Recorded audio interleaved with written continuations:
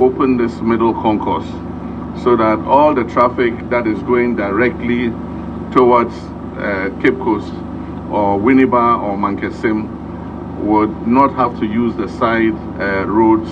They will use the middle, and that will free up the traffic on the side for them to work and complete that as quickly as possible.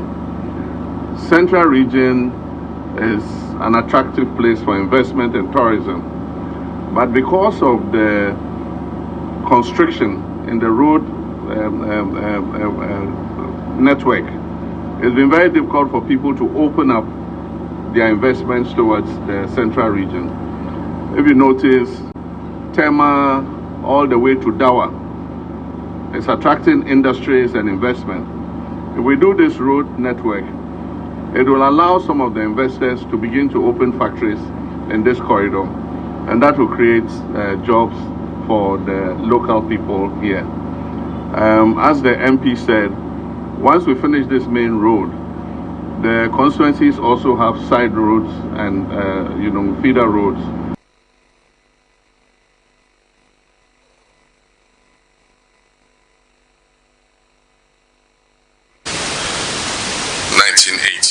When we started the National Electrification Program. At that time, the population of Ghana was much smaller than it is today. I think some 19 million or 18 million. Today we're 33 million. And it means that all our communities are expanding. And so if we take the example of the transformer in NOMBO, which was 22 years old, you can imagine that the transformer was installed 22 years ago. And since then, the community has expanded beyond the capacity of the transformer. That's why you have the lights being very unstable. And for many years, ECG and NEDCO have not done a mass replacement of transformers to upgrade the power of the transformers to be able to meet the growing demand in the communities. And so the minister made the request and cabinet approved it. The Minister of Finance came to the assistance of the Ministry of Energy, and I've acquired a lot of transformers for installation nationwide, currently 2,500 transformers. And so we're going to see stable power after this first phase. And like he said, after that, constantly we'll keep taking out the old transformers so that Ghana can have stable power. And so, like he said, I'll appeal to our people. The outages you are facing are not doing so. It is to enable you get better quality and stable power.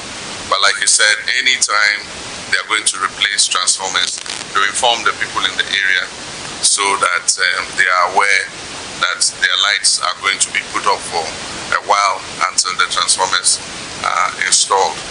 One of the things that I'm happy about is a lot of these transformers are produced locally in Ghana. They are made in Ghana, transformers. And so it also helps to multiply the benefits that our country is making. I'm looking to the day where all our transformers will be produced locally, and we'll be able to stabilize the power situation in our country. So well done, NEDCO.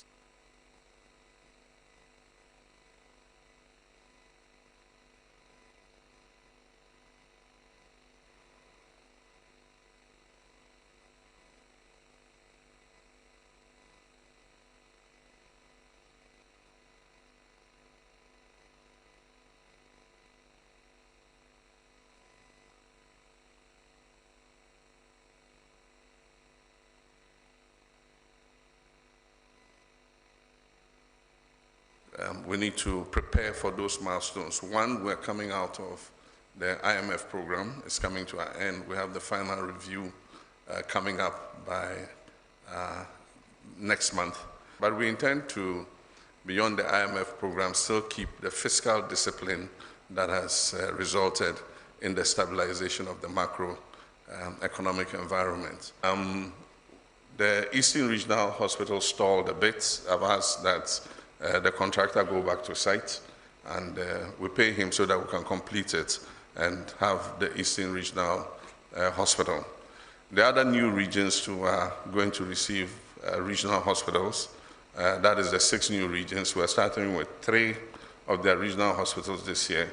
And next year, we'll cut short for the next 3 for the new regions. Recently, I was in Korea, and we discussed the issue of the University of Engineering, Science, and Agriculture in Bonsu. And I think that that is an institution that we are activating as quickly as possible so that we can create more room for our young people who are seeking tertiary educational opportunities. But one area of concern is security and conflict. And we realize that a major contributor to conflicts across the country is also the chieftaincy institution and issues of land boundaries. We believe that it's something that we need to work with the National House of Chiefs and the Regional House of Chiefs on. The 1992 Constitution barred government from interfering in chieftaincy matters, and it said that issues of chieftaincy disputes should be handled by the chiefs themselves. But it looks like it is difficult. Government only intervenes when law and order breaks down, but we cannot interfere in the customs and usages of the chieftaincy institution. My father, the Bimbila, and I have taken notes of the things you talked about. Bimbila and surrounding areas will not be neglected in the big push projects. Your son Suine is here, but his boss is also here, the Honorable Agoja. And so all the things you said, he heard it. And so I can assure you that the, how do you call it, Bangdiyili to Chachali Bridge is one that we're going to prioritize, because it will make access between Zabzugu and Bimbila much quicker and much shorter. Aside from that, I wish to inform Chief that we're also going to do, under the big push, the Bimbila-Salaga Road, so that we can open that corridor too.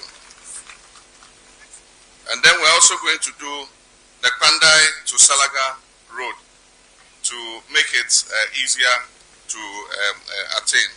Then we're going to cut short for Cheriponi Bunkurugu Road. And so we're prioritizing quite a lot of roads in the Eastern Corridor. Since last year, 2025 and 2026, we have awarded the largest number of road contracts in the history of Ghana since independence. The budget has allocated almost 50 billion cedis to finance the construction of almost 2,000 kilometers of road at the same time. Not in stages, at the same time, all over the country, 2,000 kilometers of roads are being worked on. And every part of the country, every region is getting its fair share of the roads. And so I can assure you, my father, Bimbila and Nanung area would not be left out.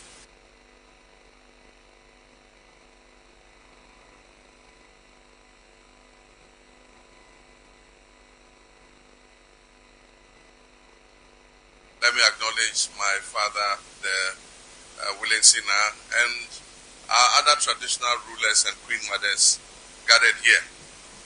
Let me also acknowledge our hardworking district chief executives, our senior government officials, ministers, and all the residents of Bimbila.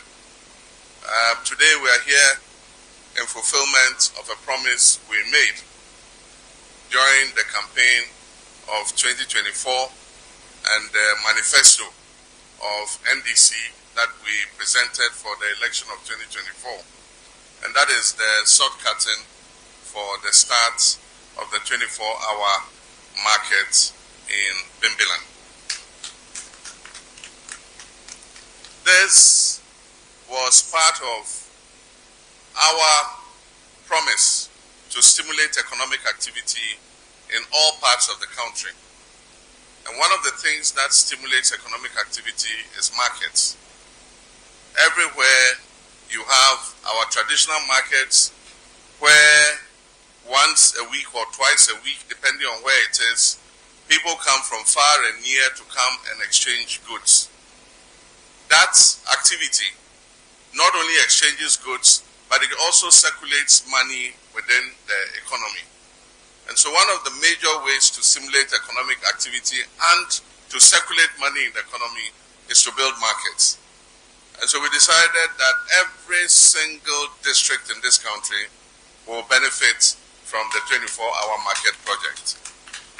And so like the minister told you, 261 districts in this country, each of them is receiving this 24-hour economy market.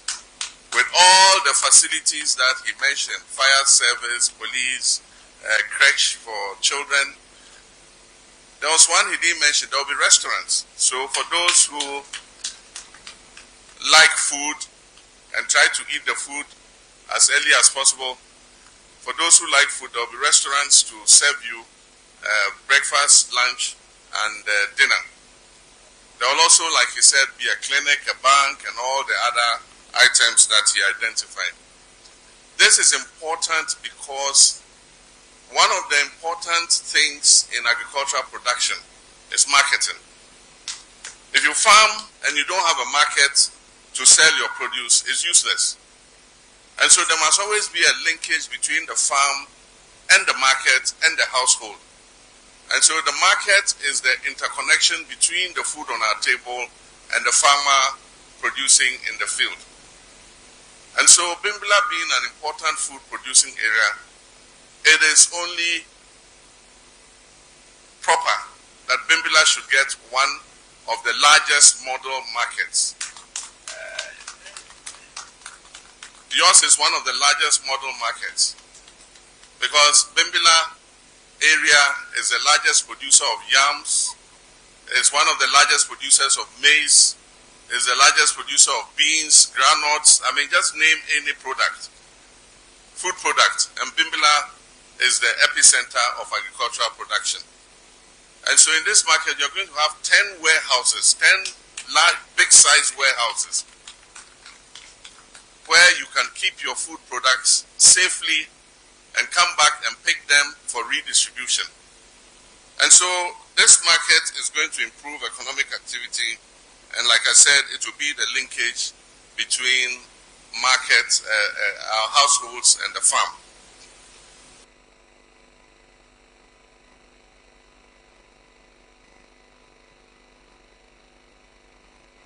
Let me congratulate the contractor and the staff for a good job. The hospital is progressing quite well, and we want to make sure that it doesn't stall and that it continues and is delivered on due dates. The contractor assures us that by November 2027 we should be able to commission this hospital. Like the minister said, this hospital is important because since it was demolished and was no longer serving patients, all the patients who used to come here now go to the Rich Hospital, or they go to Lekma or to Kolebu. And so it is important that we get this hospital back in a better shape to provide an additional 160 beds. Currently, people complain that when they have emergencies, they are not able to get sufficient beds. So this hospital will add 160 more beds. In the meantime, we have terminated the contract on the police hospital. We're going to re-award it so that we can finish it quickly and then create more bed space. Accra is a fast-growing city, and so the population demands quality healthcare. And so we'll do everything possible to make sure that we complete this project so that we can afford good quality healthcare for our people.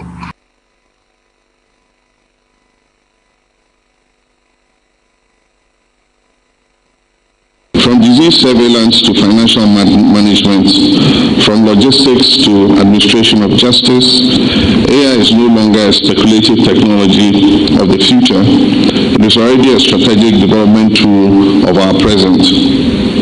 For Ghana, the question is no longer whether AI will shape our future. The question is whether we will shape its use in ways that reflect our national priorities, our values, and our aspirations.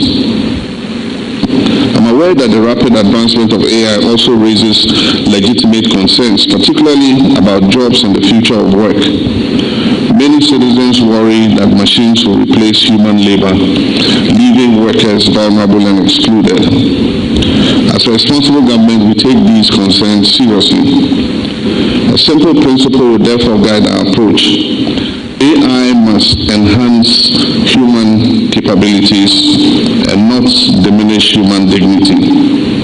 We'll pursue a human-centered, inclusive, and responsible model of adoption consistent with the values of industry, which emphasize not only efficiency but also resilience, sustainability, and the centrality of the human person. We'll invest in upskilling and reskilling our public sector workforce and support workers across sectors to adapt and thrive in this new era.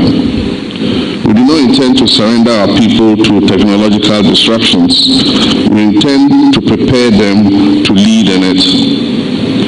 Our vision is therefore clear: to position Ghana as a leading.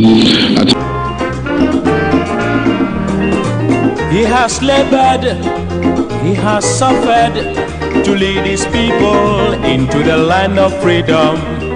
He is the Redeemer.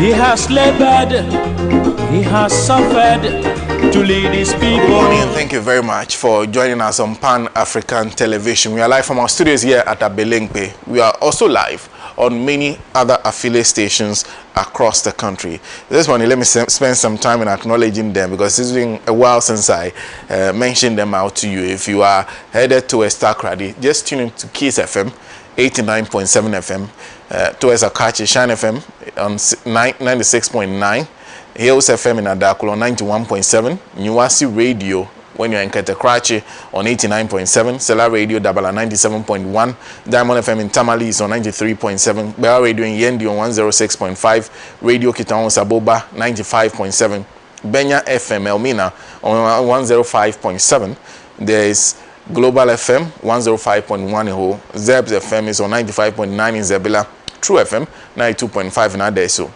La Maraya FM 89.1 in Tripoli. We are also live on Buem 88.7 FM in Jessica and Lukusi 96.1 in Vergo Lokwati, Tyne FM 90.9, Sekpele FM 104.3 FM, the voice from afar in Likpe Todume, Akpini Radio in Kwando, Deniba Radio 90.9, and OT Radio in Dabma. We are live on all those radio stations across the country. I am SENA NOMBO. We are live on radio, on Radio Gold 90.5 FM, your power station. We are live on our social media platforms, Pan-African Television. Just look for Pan-African Television. You get to watch us on both Facebook and on YouTube. Now this morning, the discussion is around that decision of a court, of a high court, that we've been talking about for some time. The decision that the Office of Special Prosecutor failed to show to the High Court proof that he secured the necessary authorization from the Office of Attorney General to be able to prosecute his cases. This week, after we heard differing opinions from the MPP, the minority decided to send out Hassan Tampoli, who is Deputy Ranking Member on the Constitutional, Legal and Parliamentary Affairs Committee, to state their position. Even though some of them within the minority had already stated positions that differ, they are of the opinion that this is a whole ploy. What we saw in court was part of a plan. The plan was to weaken the Office of Special Prosecutor. That this government is not interested in allowing the Office of Special Prosecutor to work. We'll be discussing that position has been taken by the minority. What essentially should be the resolution to this matter? Because we've been discussing that judgment for some time. Would it be wrong if Office of Special Prosecutor decides to go and secure the authorization rights to the Attorney General? The CSOs are also saying that no, they can't do that. They have to go to court and challenge the decision of the High Court to maintain their independence. Different opinions. So we'll spend some time discussing that. And then we'll move on to the discussion of the takeover of the Damai mine by engineers and planners. This week, at least this week, they officially took over that dam mine and would now be mining instead of Abosu Goldfields, which was originally responsible for mining that particular concession.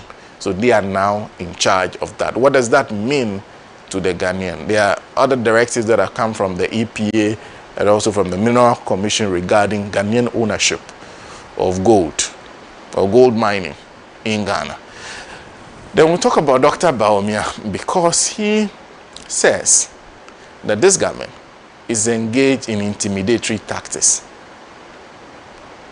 and that they will not, they within the MPP, will not be, will stand up to any intimidation that the government brings their way.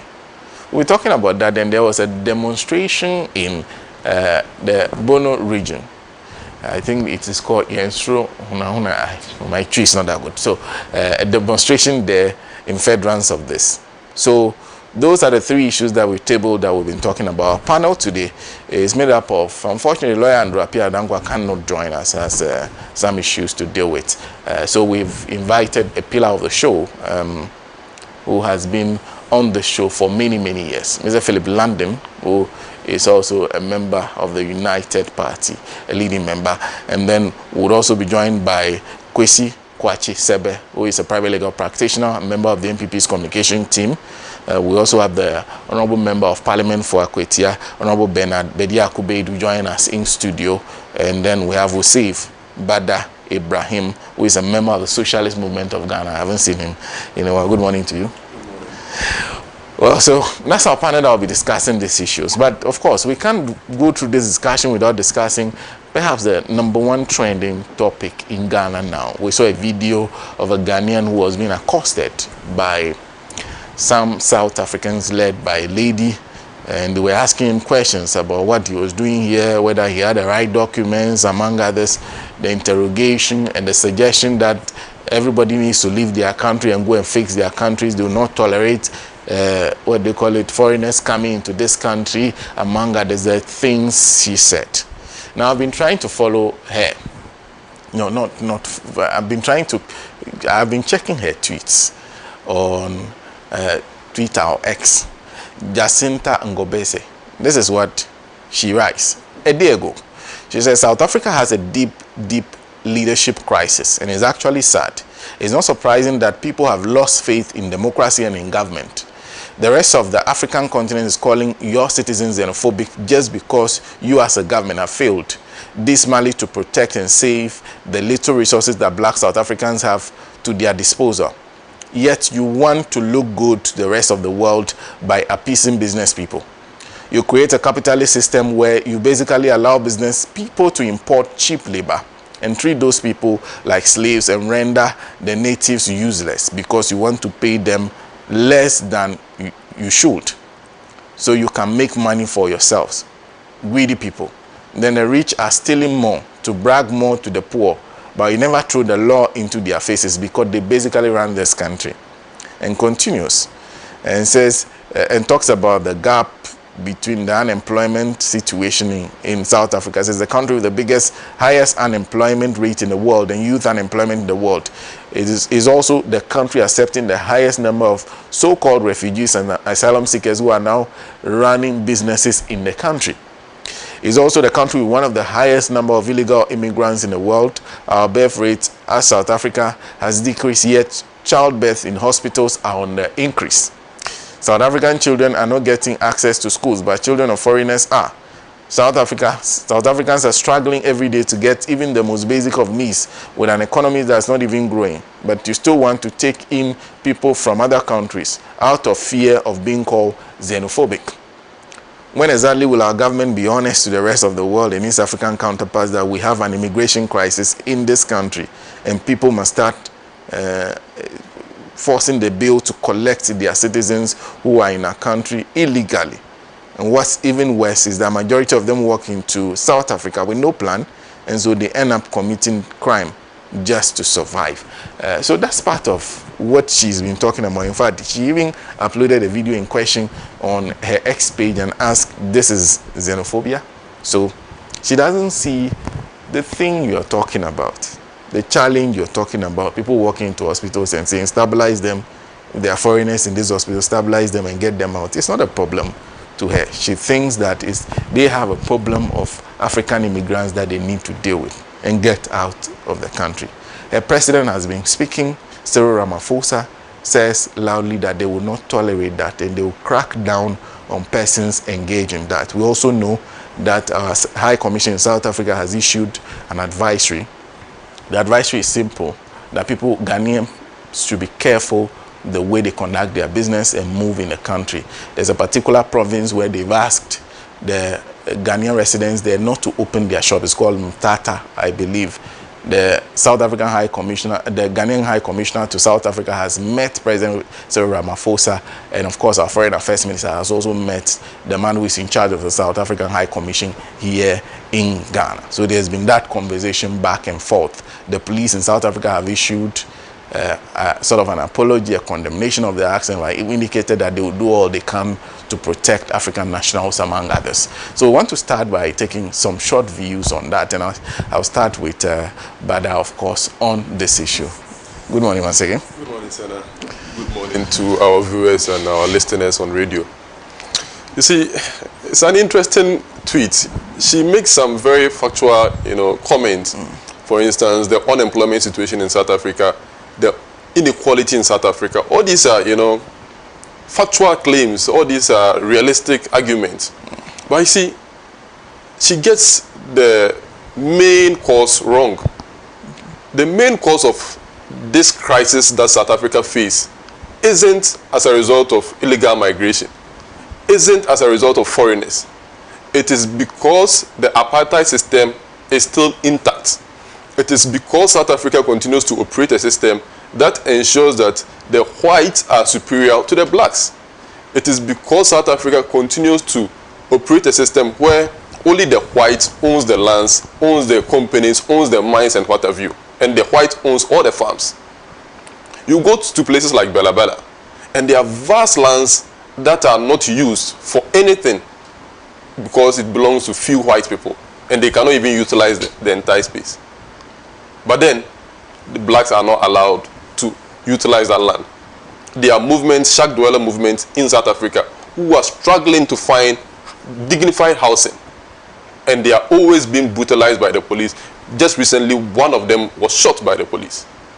Just because the police wanted to protect the white supremacy structures and ensure that the black people are denied of dignified life. That is a challenge. That is the root cause of the problem. You see, in 1994, the whole world thought apartheid had come to an end. And with the support of African countries, Ghana, Nigeria, Zambia, Mozambique, Zimbabwe, all these countries supported South Africa in defeating apartheid.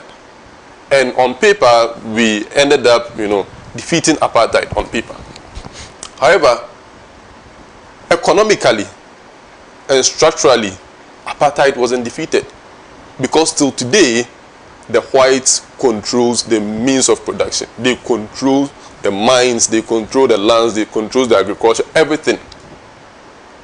And so there's that high level of inequality between the white South African and the black South African. And this inequality, creates conditions for unemployment, crimes and what have you. And so the same system that creates this inequality are the same systems that, shapes the thinking of people through the media, through education and what have you. And so they tend to program the people's mind that, look, your problem is because there are a lot of immigrants, there are a lot of foreigners. And so they tend to attack these foreigners instead of attacking the system. Again, the same people have been brainwashed to think that South Africa is superior Some of them even think that South Africa is not an African country. Some of them, they are South Africans and they think they've not been to any African country because they think South Africa is not an African country. Just because the system has made them to feel superior. And this is a challenge everywhere. Even in Ghana, we have people who always want to feel superior than others. Look at the struggles Kwame Nkrumah went through during independence. All because people want to feel superior than others.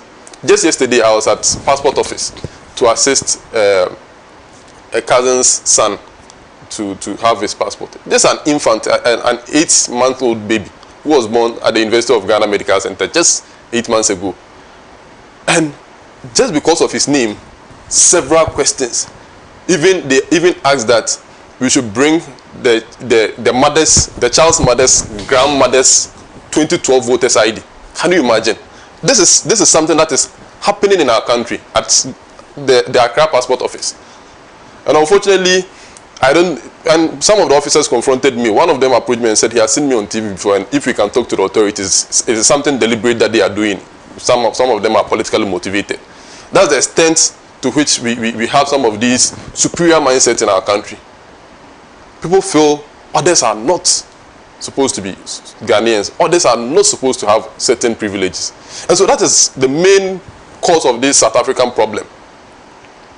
Now, beyond that, the ANC that enjoyed lots of support from other African countries, lot of solidarity, lot of financial and logistical support. In fact, their headquarters was even outside South Africa. African countries opened their doors to the ANC. Just beyond Africa, even Cuba sent in their military to come and help the ANC fight apartheid. And they lost their lives. And I was fortunate to meet one of the Cubans who was in Africa to help the South African struggle. And I asked him, so why do you have to risk your life just because you have to liberate an African country? They said they did it on principle. They don't mind dying to save another country. That is the level of solidarity that Cuba showed on the African continent. It's rather unfortunate that today they are in crisis and we replicate less of that solidarity. But they don't expect us to pay them back because they did it in principle. And so that is the challenge. The ANC government are in bed with the whites. Today, they have formed an alliance with the Democratic Alliance Party. The DA party is a white supremacy party. For them, their position is clear. They think that the white must continue to rule South Africa. Today, Ramaphosa has appointed an apartheid-era minister as ambassador to the United States just to please Donald Trump. Just to ensure that Donald Trump is pleased, just to ensure that the whites are pleased, because Donald Trump has begun making comments around South Africans being racist and all those stuff. Because Elon Musk sits on X and make claims against South African government of being, racist against whites. So the ANC government, led by Ramaphosa, are in bed with the whites. In fact, the difference between Ramaphosa and the white elite in South Africa is just because his color. Because he also controls, he also owns lands, he also owns the various resources in South Africa. And continues to exploit those resources at the expense of the poor South African working class. And that is the challenge. And so you have this highly unequal society. And instead of the people to extend their frustration on the system creates conditions to ensure that the people blame foreigners. And when they blame foreigners, who benefit? It is the white people who own supermarkets. It is the white people who owns factories, who owns the mines. Because they are justified to do whatever they are doing because nobody will confront them. People will rather go and confront the black people. And so the lady, she makes a very good point. But instead of her confronting migrants, instead of her confronting Africans, she needs to confront the system that created this inequality. And beyond that, you see, in Africa too, we also face a lot of financial challenges, lots of economic crisis and what have you. And you have people from Ghana, people from Nigeria, people from Zimbabwe migrating to South Africa because their own countries have failed to provide for them. Not because their countries are not do not have the resources, but the same system that exploits the resources of South Africa for only the white people is the same system that exploits the resources of Ghana, our gold, for the same elite. And today we will be talking about EMP taking over Goldfields Mine. Goldfields Mine is a South African company owned by the elite, the whites in South Africa. And they are here doing business, extracting our gold, taking it away from us, and our laws actually protects them. Our laws actually protects these people from operating. Okay, yeah, the same way the laws in South Africa protects multinational corporations, protects the elites, protects the various companies, but do not protect migrants. And it's the same everywhere. And so these problems or these challenges are structural. It is not because black people are taking the jobs of South Africans and what have you. It is because the South African system creates this inequality. And it's very important that we make the point that the solution to this isn't for us to also retaliate. Because the poor South African living in Ghana isn't the cause of the brutalities in South Africa. And so we must be very careful not to retaliate some of these actions. What we must rather focus on is to ensure that their economic interest here, okay, aligns with the interests of the masses, aligns with the interests of the ordinary Ghanaians in Ghana, to ensure that they, to their companies doing business here, operate in a fair system that seeks to protect the ordinary people in Ghana. And that is the solution to this. Beyond that, we must now revisit the ideas of Nkrumah. The forces, and Nkrumah said it, the forces that unite us are bigger than the forces that divide us. Nkrumah understood that our division, our borders are artificial. The reason why individuals in South Africa are attacking their fellow Africans isn't natural, isn't accidental. It is because a system created it. It is artificial. They have been brainwashed to think that they need to attack their fellow Africans. It is not accidental, it is not natural. And so we must take the point, we must make the point to unite ourselves, to build solidarity amongst ourselves as Africans, and ensure that the interest of the ordinary African is prioritized. Beyond that, the ANC government must actually take action. Do you know why? This is not the first time this xenophobic attack is happening. It keeps happening all the time. And why do they succeed? Because the ANC government are silent on it. Because the security forces in South Africa refuse to act. And why do they refuse to act? Because that's an opportunity for them to shift blame from the ANC government to migrants in South Africa. And that's why they are quiet. And I'll give you an example. In the Soviet Union, it is not as though everybody in the Soviet Union embraced the ideas of Stalin, the ideas of Lenin and co. And they brought in a lot of Africans to come and study in the Soviet Union. A lot of Africans went to the Soviet Union to study. It is not as though the Soviets embraced them, but because those in charge of the state, those who controlled powers, ensured that the system protected these Africans studying in the Soviet Union or working in the Soviet Union. And so if the ANC government actually wants to do something, and this is where the Honorable Okudzeto Ablakwa, our ambassador to our High Commissioner to South Africa, must insist. If they actually want to solve this problem, they can solve it because they control the state powers. They control the state apparatus. And they can actually end this xenophobic attack. And so for me, the problem or the challenge isn't the South African, the ordinary black South African. It is the ANC government. It is the ruling class of South Africa. It is those who control the various resources in South Africa that creates this inequality within South Africa, and that creates these conditions for these attacks on illegal immigrants. Also, beyond that, it's also the situation in our various countries that creates the necessity for people to travel to seek greener pastures. And beyond, it's not just South Africa that they face some of these challenges. Even in Europe, people are dying on the Mediterranean Sea every day because they are trying to seek greener pastures. And so these are the root causes of all this problem. And to resolve this problem, we must resolve it from the root cause. Other than that, any other rhetorics will just be another attempt to whitewash the entire problem. Thank you very much. Is Bada Hussein Bada Ibrahim. He's a member of the Socialist Movement of Ghana.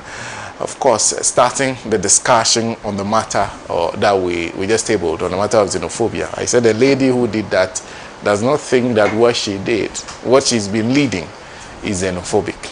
She thinks that she's helping to try to correct a system that is created only for the success of the foreigner as against the South African. Well, lawyer, good morning. Good morning, sir. How are you? It's been a while. Yes. Let's hear you. Yes, and good morning to our cherished viewers and fellow panel members that are meeting on the panel for the very first time. This is very sad, and it's very shameful to us as Africans. Let me say, as even black Africans, because it appears we have some white Africans as well. You want to go to South Africa and you some whites are South Africans and therefore they are Africans. But the question is, why is it that our fellow South Africans, and for that matter the black South Africans, are attacking fellow Africans? And even if you're looking at their attacks, it's geared towards the black African, because it is clear. They want to go to the northern sector of the continent. Some of our brothers, for some reasons, do not feel that they are blacks. Because it's strange. Are Ghanaians and Nigerians and the black ones only Africans who find themselves in South Africa? Virtually no. You have other white Africans finding themselves there, but there is no evidence to the fact that they are being attacked as we are being attacked. It's a shame.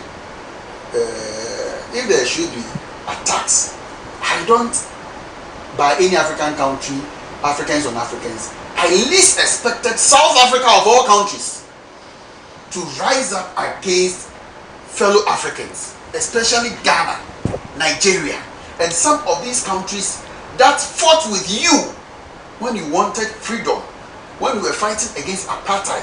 Ghana was a proud member of the countries that stood by you. Now you have your freedom, and the next thing to do is to turn and attack those who fought for you.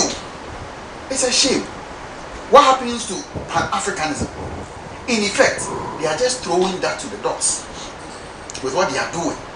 Because if you are telling a fellow African to go to his country, meanwhile the essence of Pan-Africanism is for all Africans and North African countries to see ourselves as one people, one country, one nation, so that the artificial barriers that divide us will be done away with. But here is the case: one superpower of the continent, South Africa, is perpetrating this illegality, this inhumane activity on fellow Africans, not even on non-Africans. It is bad. I'm not saying it is good for them to attack anybody. It is bad. But to attack your fellow brothers who were down there with you and fought for your independence, helped. It's a big shame, and it's a big blow to the unity of Africa. Why is it that they are attacking only the blacks? Is it the case? They are one of the major reasons they are citing is the fact that there is unemployment there. But SENA, they are attacking fellow Africans, non-South Africans who are working. So how come the non-Africans, the Ghanaians, the Nigerians, and so on and so forth, come to your country and find jobs there? Legally so-called, not illegal. If they are doing illegal stuff, then you have a cause. They come to your country, they find jobs, and they are working, and they say they've taken the jobs from you. What were you doing? Is it the case that you are so lazy that you are not ready to put your hands to the plow, and somebody comes to your country finds the job and you think that that person is taking the job away from you, it's unjustifiable. It is not. You see, it's about time that the government of South Africa rises up to the occasion. Just like my good brother was saying, it didn't start today. We've seen events of people being burnt alive, being cut with machetes and things, blood flowing on the streets of South Africa, African blood. Even during the apartheid era, was this how the whites were treating the black South Africans? Were they just openly burning them alive? I don't think they went to even that extent. But we are doing this to ourselves in the name of you've taken the jobs from us. I believe that is not justifiable, and the leadership of South Africa to start with should rise to the occasion. What are the laws of South Africa? Is it the case that anybody can just rise up and do what he wants? Is killing legal in South Africa? Absolutely, I believe it is not. So why are these people doing this? And you see, who films them? They film it themselves, not their foreign brothers, but those perpetrating the crime film it themselves. So when you watch some of the videos, you will find other people with their phones filming what is going on. What are they going to do with it? They are going to share them on social media. You go to their platforms, you find these barbaric acts being shared on their social media platforms. Yet the government is doing nothing about it. So in effect, the South African government itself, as I'm saying, is not doing enough. And they've taken over the system and disturbing everybody on the continent. I agree with my brother that the way to go is not for countries like Ghana, South Africa, and the rest to retaliate the same way they are doing. No, that's not the way. But what is the African Union doing about this? In recent times, have we heard their voice in this matter? What is the ECOWAS doing about this matter? Have we heard from them? This is something that leadership should rise to the occasion. Just like my brother was saying, so I will not even go there. It's a failure of the system. The apartheid system, yes, on paper, probably we've done away with it, but practically, it is still ongoing. What are we doing about it? So this South African matter is a big blow and a blot on the whole continent of Africa, that we are fighting, inward fighting amongst ourselves. It should be stopped. I call on the leadership of AU, the leadership of ECOWAS, to rise to this occasion. If South Africa thinks that they are not Ghanaian, but you can't even go there, because you find a few people doing these things. Because it's not, you can't tie the hands of the entire South Africa to it. But your people are doing it. So if you are not speaking against it, if you are not letting us know your position, and for that matter, if you are not letting us know the sanctions and the punishment you are giving them for these barbaric acts, then you cannot also absorb yourself of the problem that is going on. So our leaders, let us hear from you, and let us know the practical steps that we are taking to stop these things from happening. In all fairness, what is happening shouldn't. It has happened in the past.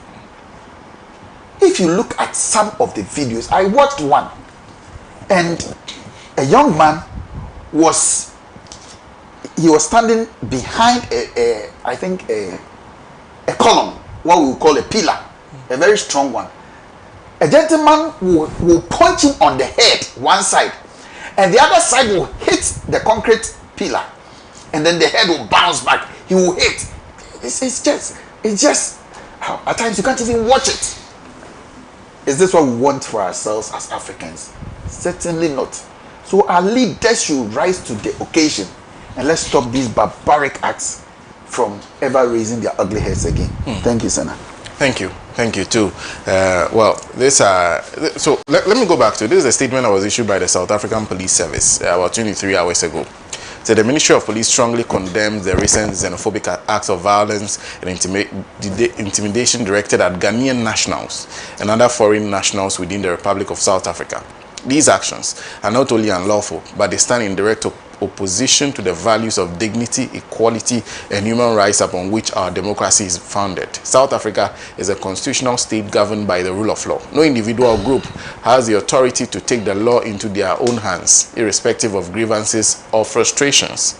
The Ministry of Police wishes to advise the members of the public that acts of xenophobia, violence, looting, or intimidation will not be tolerated under any circumstances. The South African Police has been instructed to act decisively and without hesitation in addressing these incidents. All those found to be participating in inciting or supporting such criminal conduct will be identified, apprehended, and brought before the courts. The Ministry of Police calls on all communities to remain calm and to reject any attempts to sow division and hatred among residents of our country. The Ministry further urges community leaders, civil society organizations, and all stakeholders to work together with law enforcement agencies to prevent further violence and to promote dialogue and understanding. Well, let me welcome the Member of Parliament for Akwetia. Honorable, good morning. Good morning, SENA. Yes. Let's hear from you. Thank you. Warm good morning to yourself, your team, and my co-panelists. And then our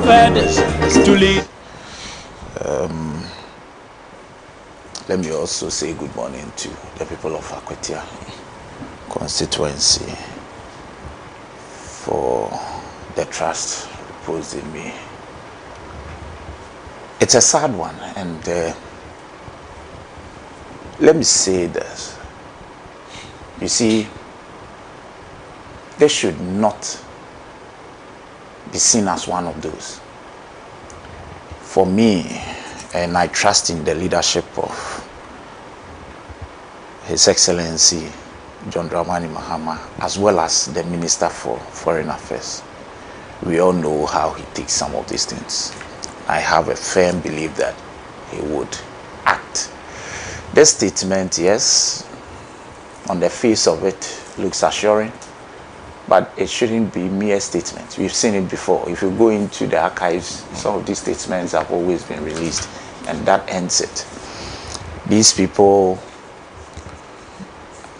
I wish I could describe them in the worst form of adjectives. They did this with impunity. They filmed it, they recorded it, it's out there. They are known because they went to public places. I'm not sure, even by the time this statement was released, I would have thought that they would rather update us on how many people have been arrested and where they are at the moment.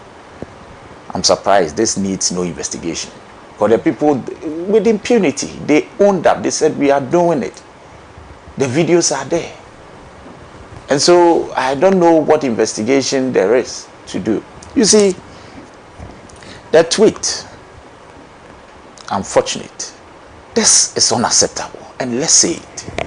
You see, of course, like my brothers have said, yes, a diagnosis of a typical African country. True, factual. Unemployment, low growth, rate. Talk about all the indicators. Not the best. It's a typical African situation. In fact, South Africa is even better compared to some other African countries. But there are South Africans in those West countries compared to South Africa. You understand the point I'm making? There are South Africans everywhere. There are South Africans operating big businesses in these countries, including ours. My brother mentioned, Goldfields is a South African country. MTN is a South African country. Even at the time we had our own Vodafone, majority of Ghanaians still subscribe to MTN. What's wrong with that? And we've been able to accommodate you in this country. You've done all you are supposed to do legally.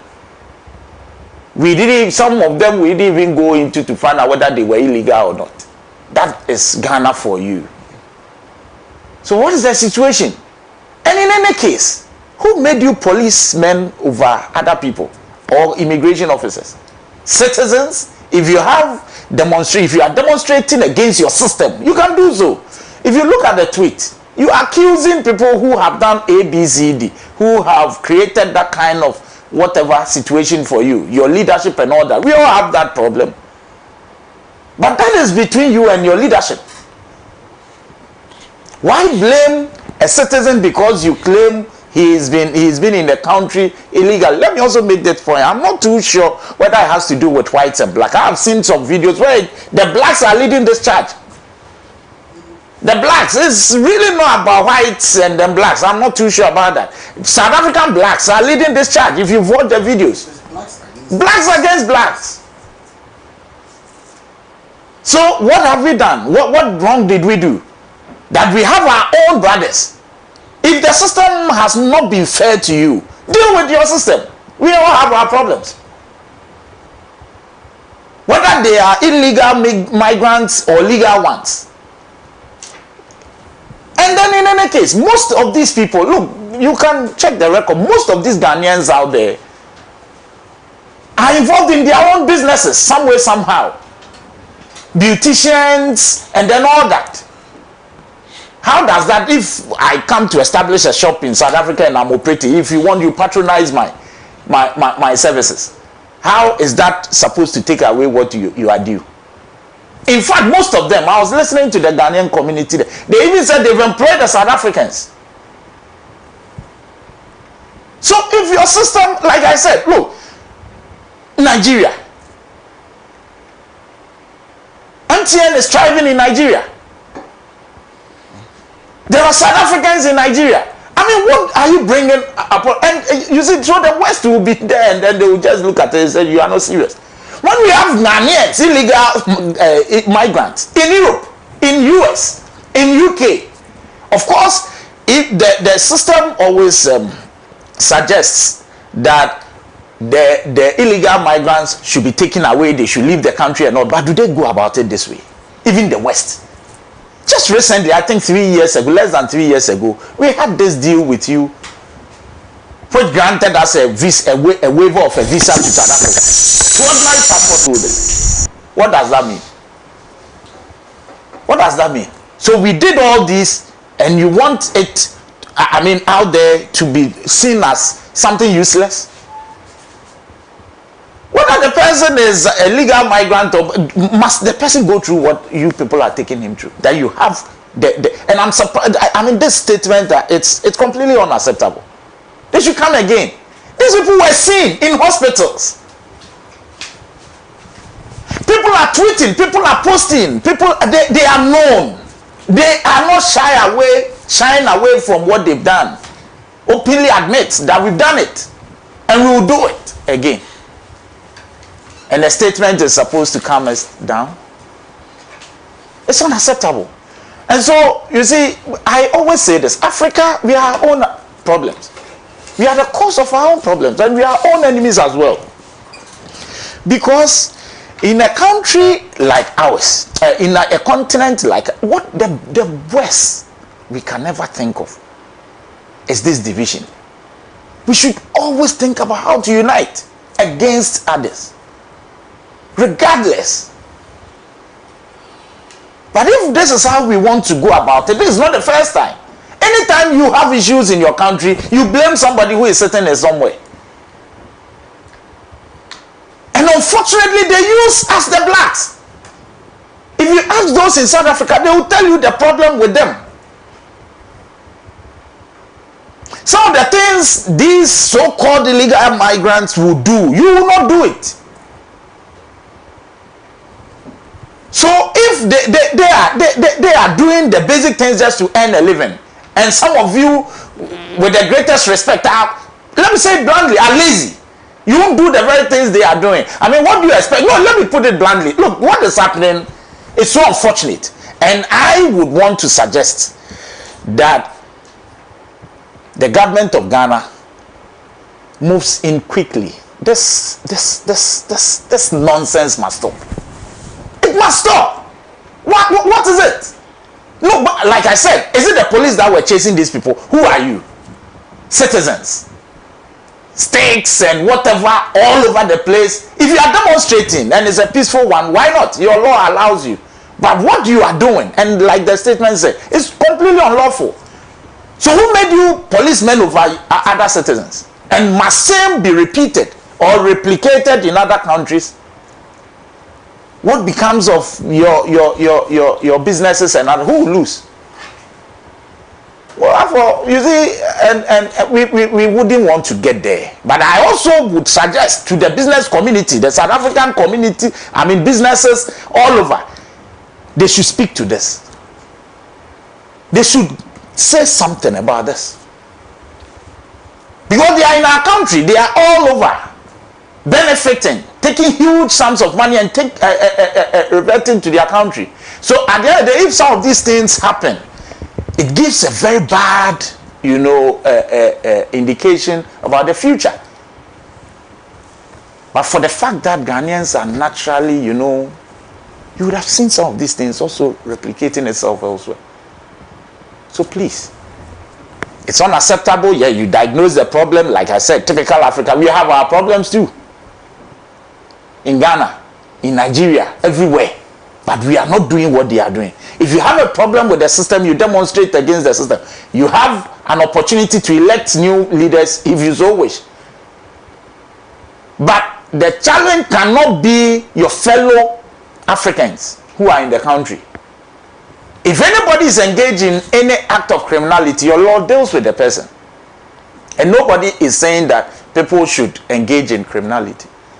But whether they are, in any case, look, one of them I heard, you approached a gentleman, I think a Ghanaian, the one they were here, and you asked of his passport, and he had a certified copy. Of course, naturally, you don't expect him to be carrying the hard copy around. And he said, why should he have only that? He should have the physical passport. And then you resorted to beat him. As what? Why? What did he do? So, how do you even know whether he is not within the 90-day whatever? Who checks it? Because the visa free allows a Ghanaian to stay, or an African, Ghana, in this case Ghana, to stay in South Africa for not more than 90 days. So if you are asking everybody to leave, does it include those people? So please, yes, we all have our challenges, but your fellow Africans in your country are not the cause of your problem. They should stop it. And I expect government to move in. It shouldn't be business as usual. This is completely unacceptable. Thank you. Thank you very much. And let me welcome Mr. Philip landing to studio. And good morning to you.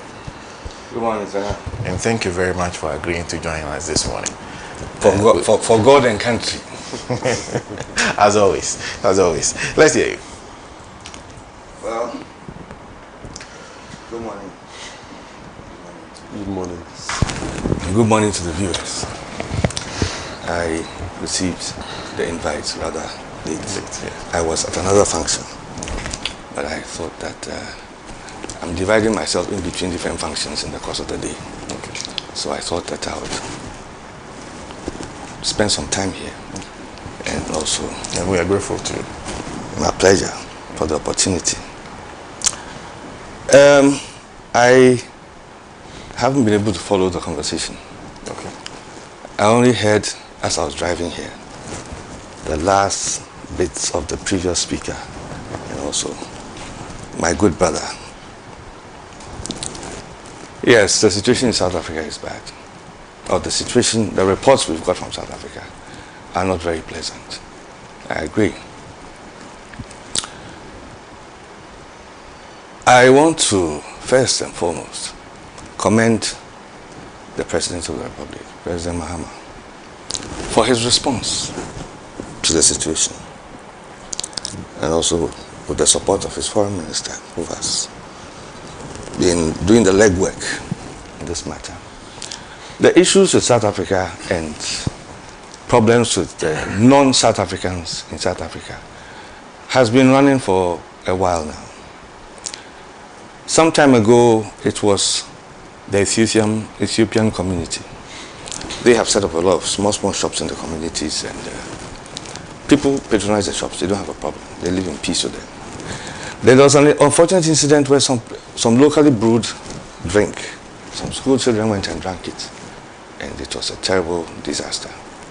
Mothers led the charge, and then it became a campaign against the Ethiopians. It was very bad. Many of them left.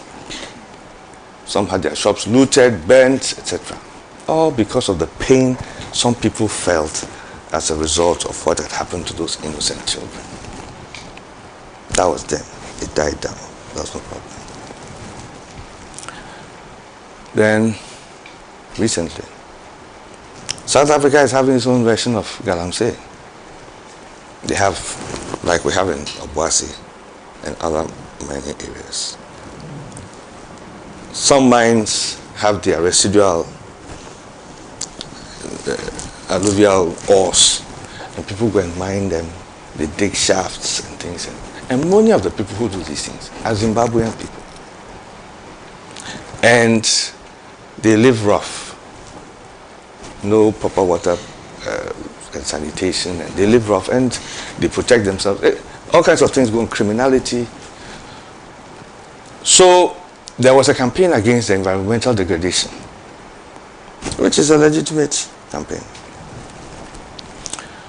But then because many of the people doing these things were from Zimbabwe, it became like South Africa versus Zimbabwe. It was very bad.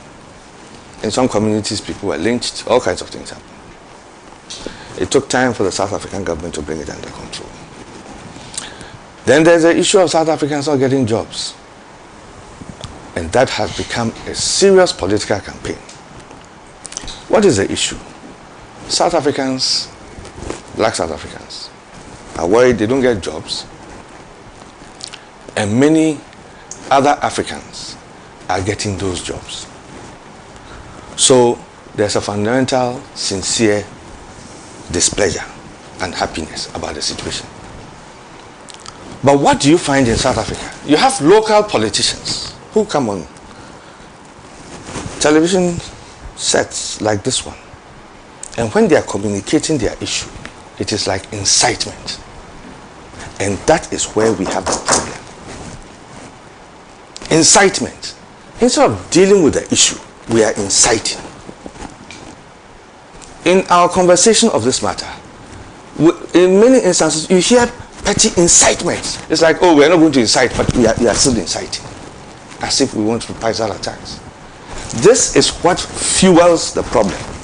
These problems exist everywhere in the world, from the advanced countries to wherever. Look at the issue of ICE in America.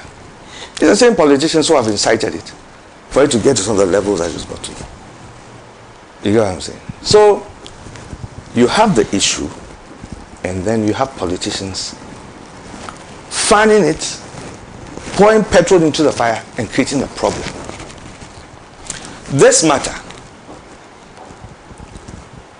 because of the response of the President of the Republic of Ghana and the Foreign Minister of Ghana, the South African government has suddenly got some energy to deal with this problem.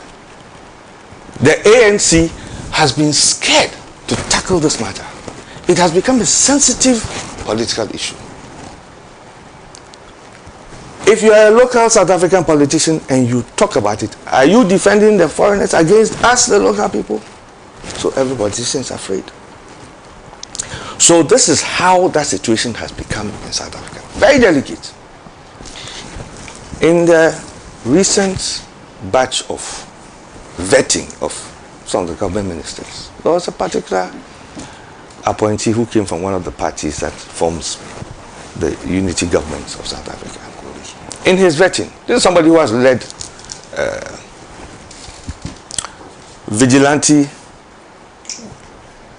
movements, more or less, against foreigners, especially in the earlier days. And when they asked him, he said, oh, he's against genocide, xenophobia. He's against illegal attacks. He's against, he believes in the human rights of everybody. But he will not allow foreigners to come and take away the jobs of South Africa. You get what I'm saying? So although he has agreed in principle to the ethics of the situation, the way he goes about it, he is more or less inciting. So this has been the problem. So the South African government, they tackle it very, very carefully for fear of offending the local populace. The African National Congress has lost its majority. And many of some of these political parties that fund some of these things are becoming popular. And this type of right-wing politics is creeping across the world. We see it in Europe, in America, it's there. So it's not, and you see, too much of the conversation is like, it's black people that we do this to ourselves, black people. It is rubbish to say that. And I take a lot of offense when I hear that kind of thing. You see, it's a human situation. When a human being does a wrong thing, deal with it as such. But we are too much in a hurry to see that, oh, this is how the black people. No. It's not. It's some people in South Africa who are doing the wrong thing. And then in the process of our communication, we talk as though it is all the people of South Africa who are against foreigners. It is wrong. And it is very unfortunate for anybody to give that kind of impression. Then we must condemn it. The very small minority of people who behave this way in South Africa should be dealt with by their government. And we must encourage our government to put pressure on their government to deal with them. That is how we deal with the situation. But not to try and band it as though it's the blacks of South Africa against the blacks from other countries. It is wrong. I visited South Africa a few times. And many of the black South Africans are very, very pleasant people, very nice people, who are very happy to engage with, other Africans. I was in a mall, and I didn't realize at the time that the phone cover I had a particular Ghanaian movie artist. They had movements, and one of them happened. I didn't even know. And the man in the shop, he came to me and said, oh, he's also a supporter of that. He was so excited. And me, the man holding the phone, I didn't even know that. I was part of somebody's movement because I was holding that. All I did was send somebody to buy me a cover for my phone. He went and bought it, I put on my phone, and I go to South Africa. Somebody sees me, and he's so happy that I'm part of his movement because we support the same artist in Ghana. So you see, these are the positive things about us. Let us dwell on those things. When some unfortunate things happen and they are in a minority, let us deal with them as such, in the proper context. As against dealing with it this way. And I had my own good friend. I won't mention his name, I know who he is. More or less suggesting that, oh, if it's being done to us, then we should do it to South Africans. I condemn that. You don't do that. You don't say that. Because of a small minority of South Africans doing some of these things, then you want to incite the rest of Ghanaians to do this to a peace-loving, law-abiding South Africans in Ghana. No, that is not the way to go at all. We must be happy that our government, all the other governments, they went about it quietly because they recognize the delicacy of the problem in the local South African politics. ANC, today they have one of their strongest allies, the Communist Party of South Africa, the South African Communist Party. They are breaking ranks with ANC because they think ANC is selling out. They are not. They are not. ANC recognizes that we need foreigners in our country and we must encourage them. And there are other people too who say, no, if you do that, you are selling us out. So they themselves, they are treading a delicate course. So I think we should support them and support our government. And I think that President Mahama, having done this, is going to encourage other African leaders to also be bold enough to tackle it's an internal situation in South Africa, but it's good to have that kind of response. You know, I heard that yes, there hasn't been a response from the African Union. I agree. The African Union should have come out by now, and said something, But notwithstanding, we must commend and I also just heard while I was I think you read, I can't remember who read the release of the South African police. The Ministry of Police. Wow. Wow. Because of the history of apartheid, the South African police is very careful about the way it deals with its local population. They are having a commission, a probe into acts of corruption that has gone on in the South African police force. And you find out that a lot of it has to do with the sensitivities. The people, they are all treading, but nobody wants to be seen to be, like you are persecuting our own people. The people take advantage and do all kinds of things. You see, so it is not as simple as it is. Yes, I condemn those acts, and I think, and monitoring the reports on South Africa, since the reaction of the Ghana government and the response of the South African foreign minister in South Africa, it has changed the mood in the country, because it has never happened. Nobody has been bold enough to tell the people in their face that what they're doing is wrong. Everybody is afraid. You see? So I want to commend the leadership that Ghana has provided in this situation. And I'm exceptionally happy to hear this statement from the police. That alone is something, and we must commend them for it. And once the police have said it, I can see a situation where you'll find more people talking about it. Religious leaders, traditional leaders, and then the matter is being solved. And those people who thought that they were doing the right thing by protecting themselves will begin to appreciate that they were doing the wrong thing. And that even if they think there is a foreigner or some foreigners are taking away their jobs, they should have a way of dealing with it, a proper way, within the law, and not to take the law into their hands, into their own hands, and do it. And also, they will also begin to appreciate the kind of damage that this type of press does to their country. I mean, when Mandela was president, there were all these tensions, but he did his best to provide the leadership to get the country through all these things. We must encourage them. We condemn the action, but I believe that the way things are going, we are going to see hopefully an end to some of these things, and then a non-recurrence of that in the future. So that's my Thank you. Thank you very much. In fact, it's after the police issued that statement, we've heard from the president himself, President Cyril Ramaphosa, who's promised a crackdown because of the pressure. In fact, when the High Commissioner here was summoned, we understand there was a subsequent communication to our own High Commissioner in South Africa that he should come and meet the President Cyril Ramaphosa. President Cyril Ramaphosa, they got a statement issued by the Ministry of Police and then followed that up with the president himself, then condemning the acts and promising that it to be dealt with severely. So let's hope a lot more action happens. In fact, there are interesting stories. We spoke to someone who has been in South Africa for so long, who tells us that they are even surprised at some of this action from some of them, because if you are not South African, you cannot hold a formal job.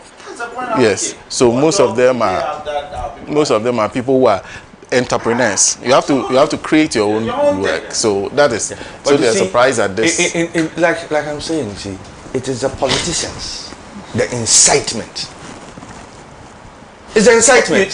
They are just senior. Sorry, but it's the incitement. You see, the politicians let him finish. Incite the people. I monitor what's going on in South Africa very, very carefully, because I have always been, and SENA, this is my position, that it is the way politicians handle situations that causes the problems in the various countries of the world. And so that is how they've handled it. The problem exists in the whole of South Africa. Why is that? It's just in certain small areas. And when this is in those small areas, they want to create the impression as though it's the entire nation of South Africa. It's not right. That's why I have a problem. You see, that's where I strongly disagree with you, with the greatest respect. Fine, you're entitled to your You see, imagine a US citizen going through this in South Africa. You think the US will sit and say because it was just within a certain province or whatever, they will sit aloof and watch this. We are not less of a people.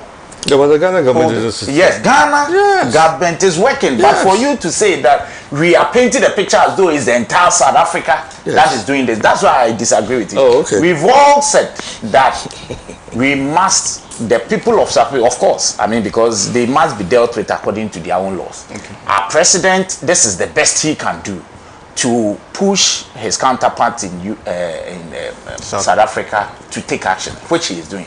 But we must condemn the action. In fact, I would not shy away from blaming the government for this. This is not the first time. So what is the record of what happened to those who did it before? This is not the first time. I mean, that's for statements. Why? We are political animals. We understand this. And you are giving excuses that they are careful because of the war, apartheid. They are careful how to. It is unacceptable. We must say it as it is. And the government must assume the blame and act upon this. For at least for the last time, this shouldn't happen. Why is even Egypt not doing this? Why is Ethiopia not doing this? Why is it always South Africa? Even if it's a particular province, I'll blame the government. You should act so that it doesn't happen again. Okay. Okay. Noted. So what the Member of Parliament for Akwetia want is action, not condemnation.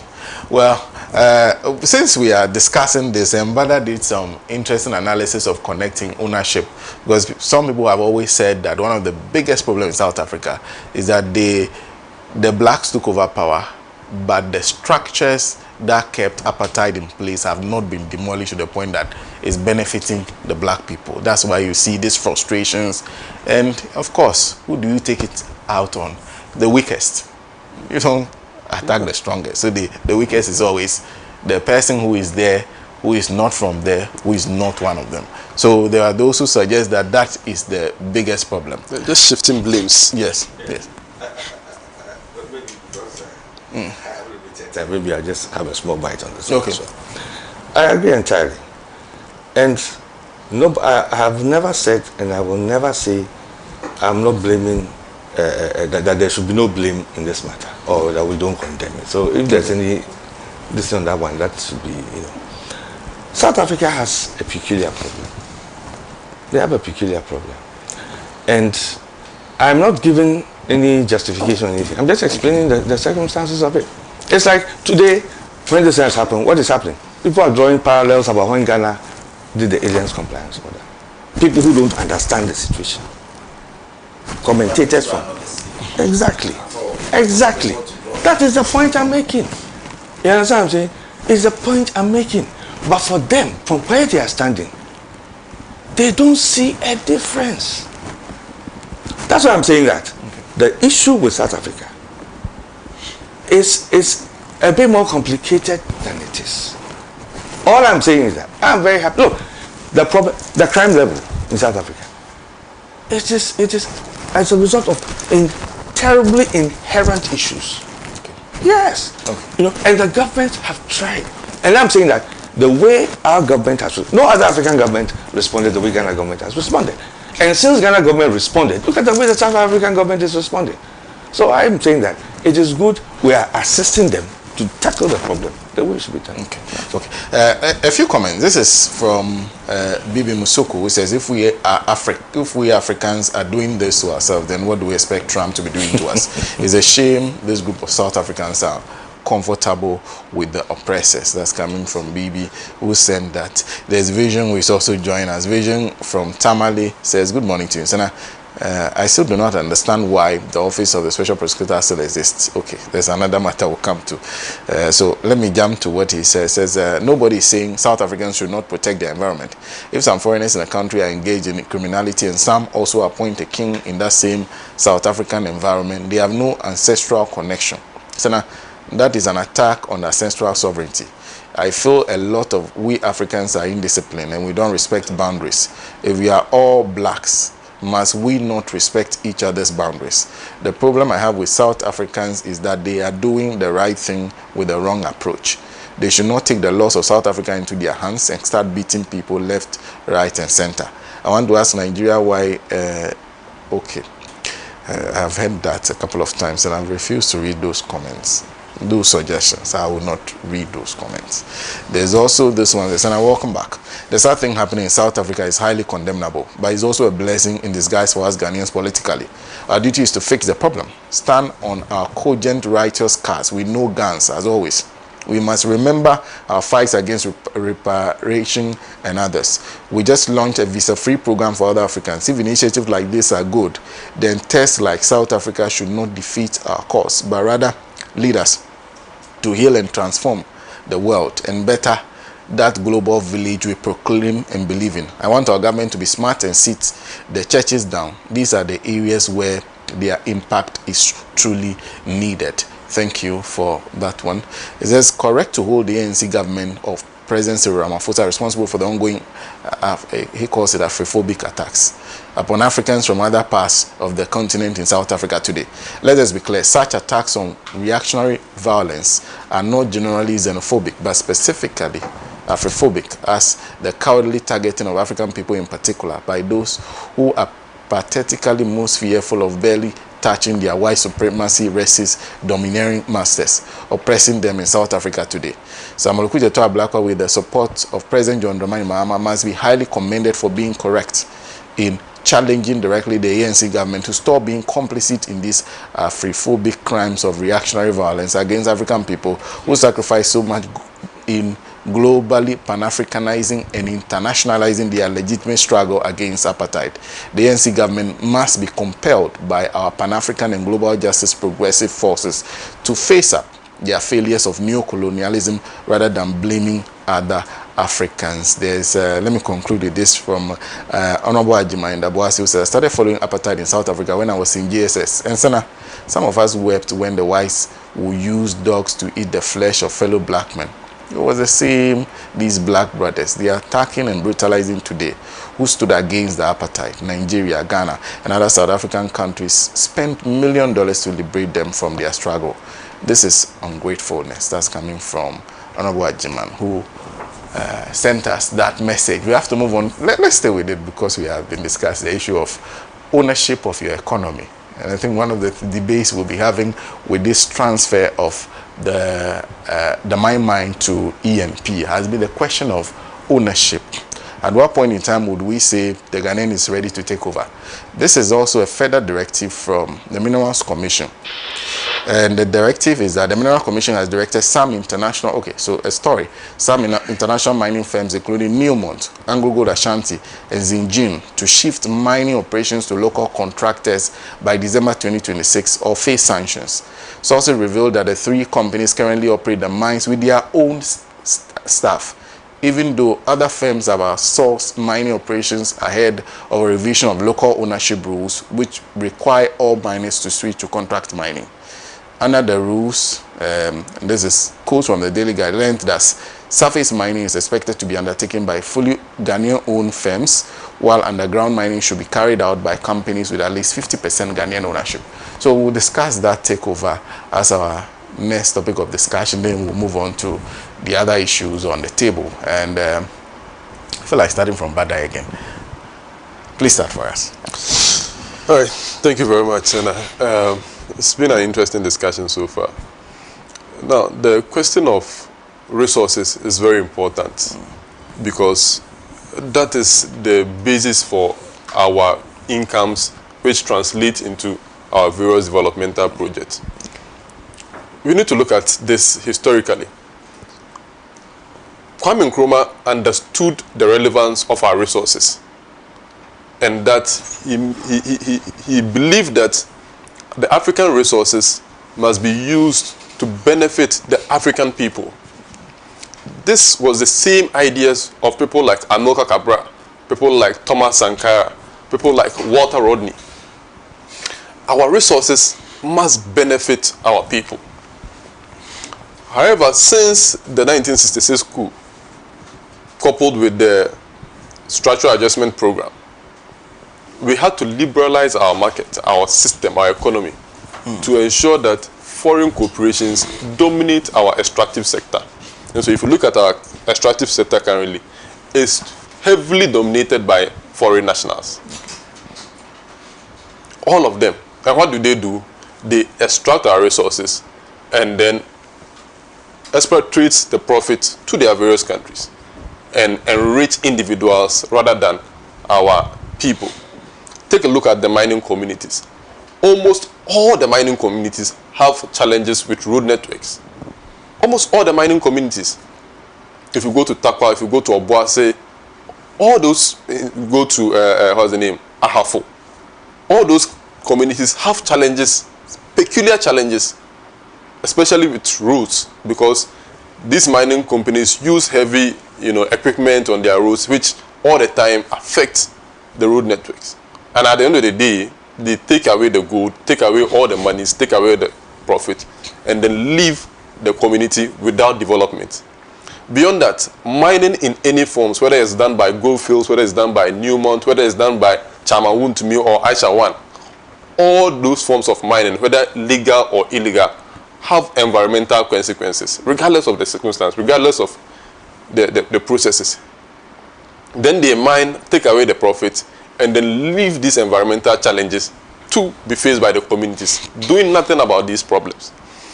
And so, for me, my position is that I believe in the ideas of Nkrumah, that our resources, our gold, our bauxite, our diamond, must be extracted for the benefit of Ghanaians. Nothing more, nothing less.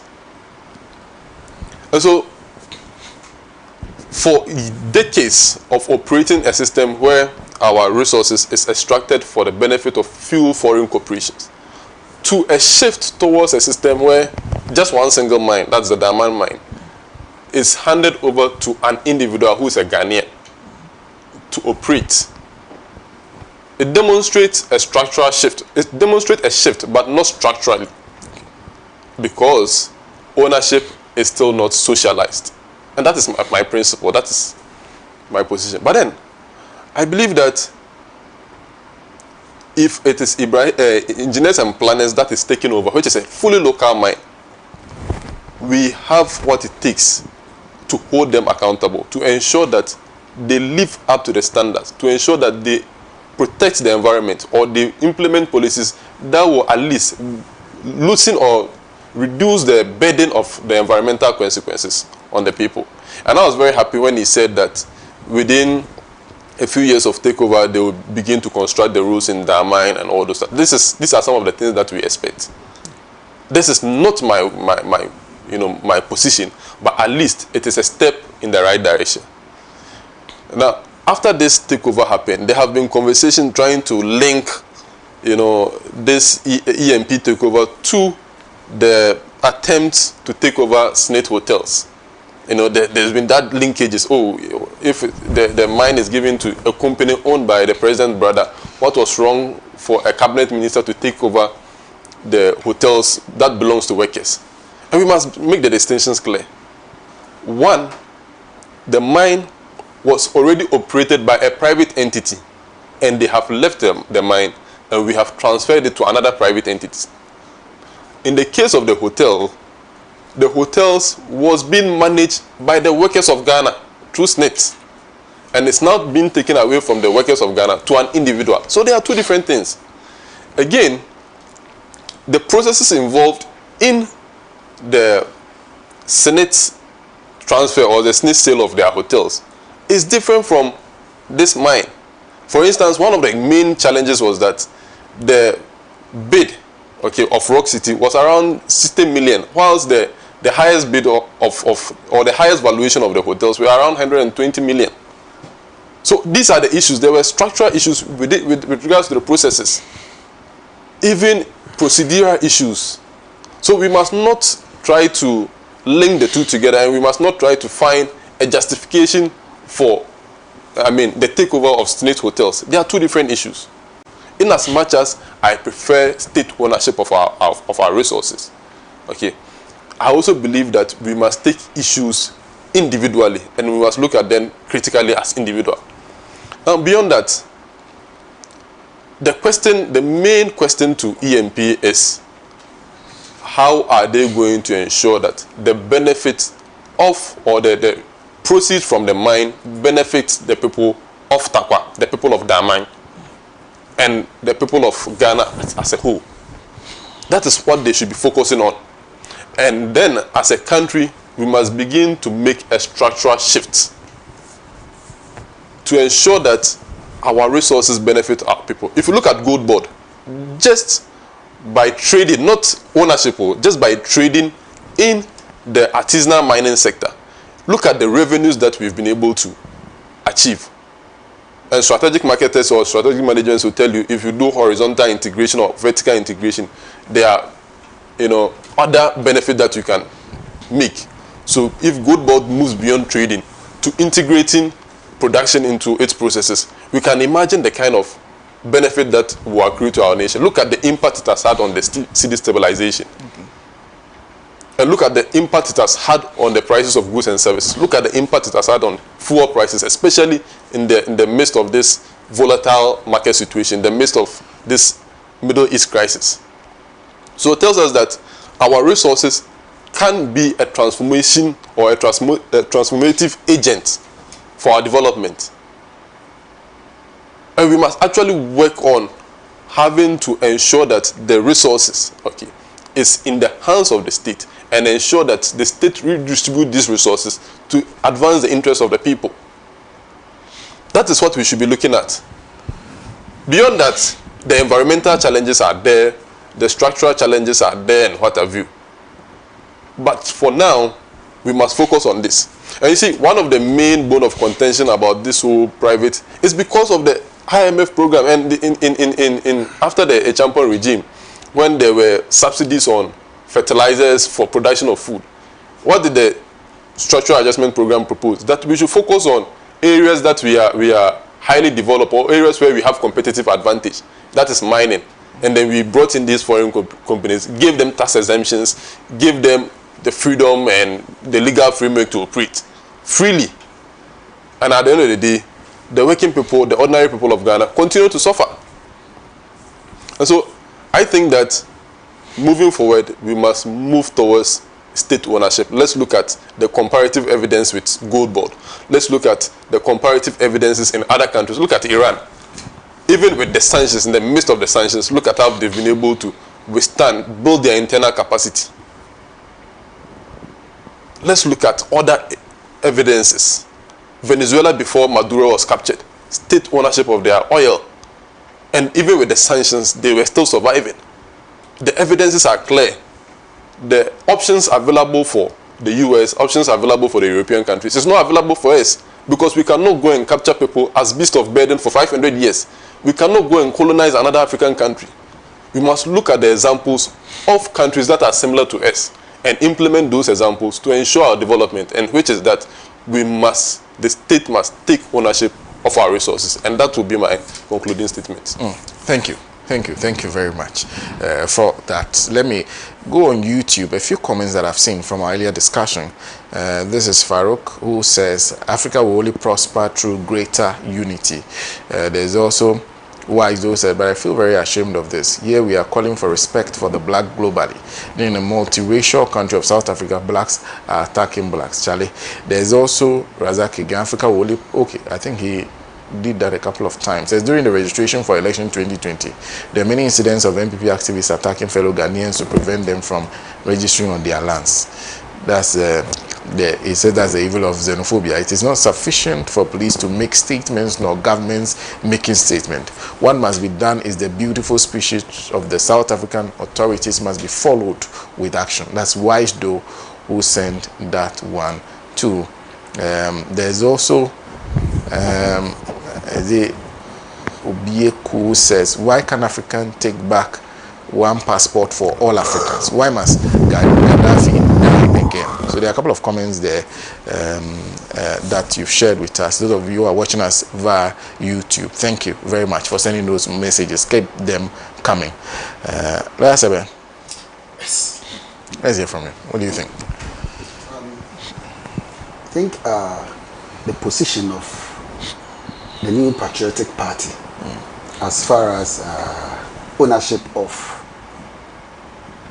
resources are concerned in this country is clear. We fully support Ghanaians owning our resources. and we also fully support a Ghanaian a company in the nature of E&P owning properties like that mine in Ghana. It helps, because at the end of the day, you know, if foreigners are in control of our mineral resources, then it is part of the reason why, although we are a free state, we are not free.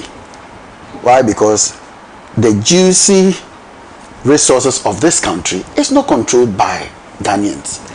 Wouldn't it be beautiful one day to wake up and find that all our oil reserves and the oil sector is being controlled fully by Ghanaians? That would be a fantastic thing.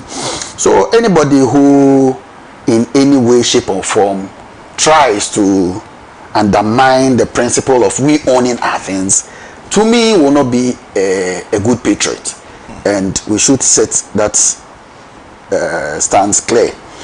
You see, the law is there, and in your application of the law, it has to be done with, for want of a better word, a certain level of wisdom. Let me use that word. Even in law, we say that justice must not only be done, but it should manifestly be made clear that it is being done. So yes, although the law says this, when you are applying the law, apply it in such a way that people looking from outside will see the fairness in it. That is a little problem that some of us have with this takeover. I think just like, was it last week or last 2 weeks? Ibrahim Mahama? Yes. Yes, he was there, and then he gave a fantastic speech. Look at the things that he said. The company E&P was going to help develop for the people of Damai, and even to that extent other communities that are within the catchment area. You see, that is where our development comes from. So you see, the resources that we are going to Ghana, some of those resources are specifically and directly coming to us.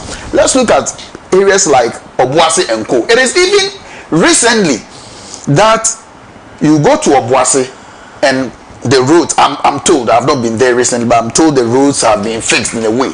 But all these years that gold has been extracted from Obuasi, one of the poorest roads that you could ever think of were the roads in Obuasi. Now Takwa and Co are being fixed, but that was also another problem. So if you have a Ghanaian taking over our gold and is going to make all these provisions for the people, we should be happy about it. We should. So as a matter of principle, we are happy with it. I see it is the politics that we play all the time. When it's the turn of NDC, when they are in opposition, they say all manner of things just to score political points. So likely, or likewise, when MPP also is in opposition, they may also want to do similar things, and that doesn't help the system. Look at the way, I'll go to where my brother left off with the SNET deal. Look at the way MPP was demonized. For that matter, what is his name? The one who wanted to take over, his company wanted to take over. Brian Echampong, Honorable Brian Echampong, was demonized in this country. I ask, where such takeovers are being successfully made, and it's at the instance of foreign companies, do we meet this fierce attack that the NDC gave the NPP just because the one taking over was a member of the NPP? Certainly not.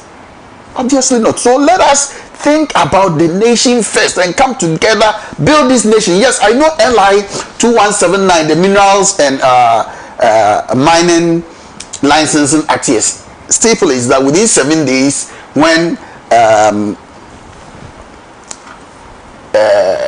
mining concession becomes vacant, you need to make your application and all those things. And that's the reason why within a week, within 7 days, things were done in such a hurried manner. And then we are told that E&P, it's engineers and planners, so E&P are now the owners of the place. That is fantastic. What we are asking for is transparency. What transpired within the period, and that one is it is within our rights to ask, because no Ghanaian should be shortchanged in any way, shape, or form. So we are asking for the evaluation criteria that was used. It has been done, so those things are there, and those are the things we are asking for.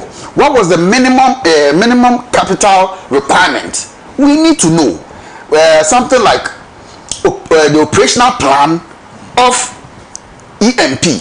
We need to know, so we satisfy ourselves that yes, E&P has the capacity to actually go into that sector. We don't want the situation whereby the thing will be given to E&P, and in a year or two we find E&P also selling its right to another company. Why? Because E&P is not having the capacity to operate the mine the way it has to be operated. These are some of the reasons why we are saying what we are saying. And also for the sitting president now, whilst in 2024 he was the flag bearer of the NDC and also an ex-president who for that reason understood how the presidency operates, to come and tell us Ghanaians that if you are president and you want to steal from the nation, you don't do it directly, you do it through your family members. He went ahead to mention names that Akufo-Addo is old, he wants to steal from the country, and therefore he will steal through Dabi Asaroche Dako, through Bamti, through Oforiata, and so on and so forth.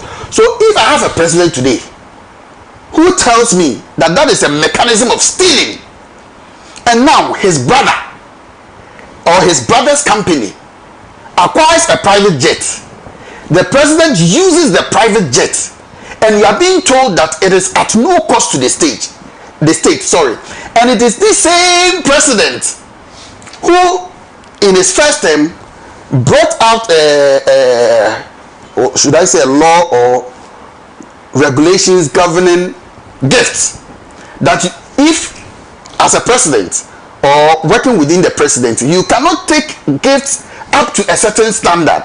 The question is, the aircraft that he's been using and the government is not paying anything for it, what is it? Is it a gift or what? If you are using something and you are not being paid, you are paying nothing for it, then it's a gift.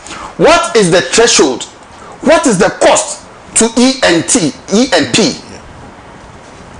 So if E&P is in a way providing for the government, and the government is now giving contracts or selling diamond mines to that same company which is owned by the president's brother, and the president tells us that if you want to steal, use your family members, don't go in directly, don't you think it's a cause to worry?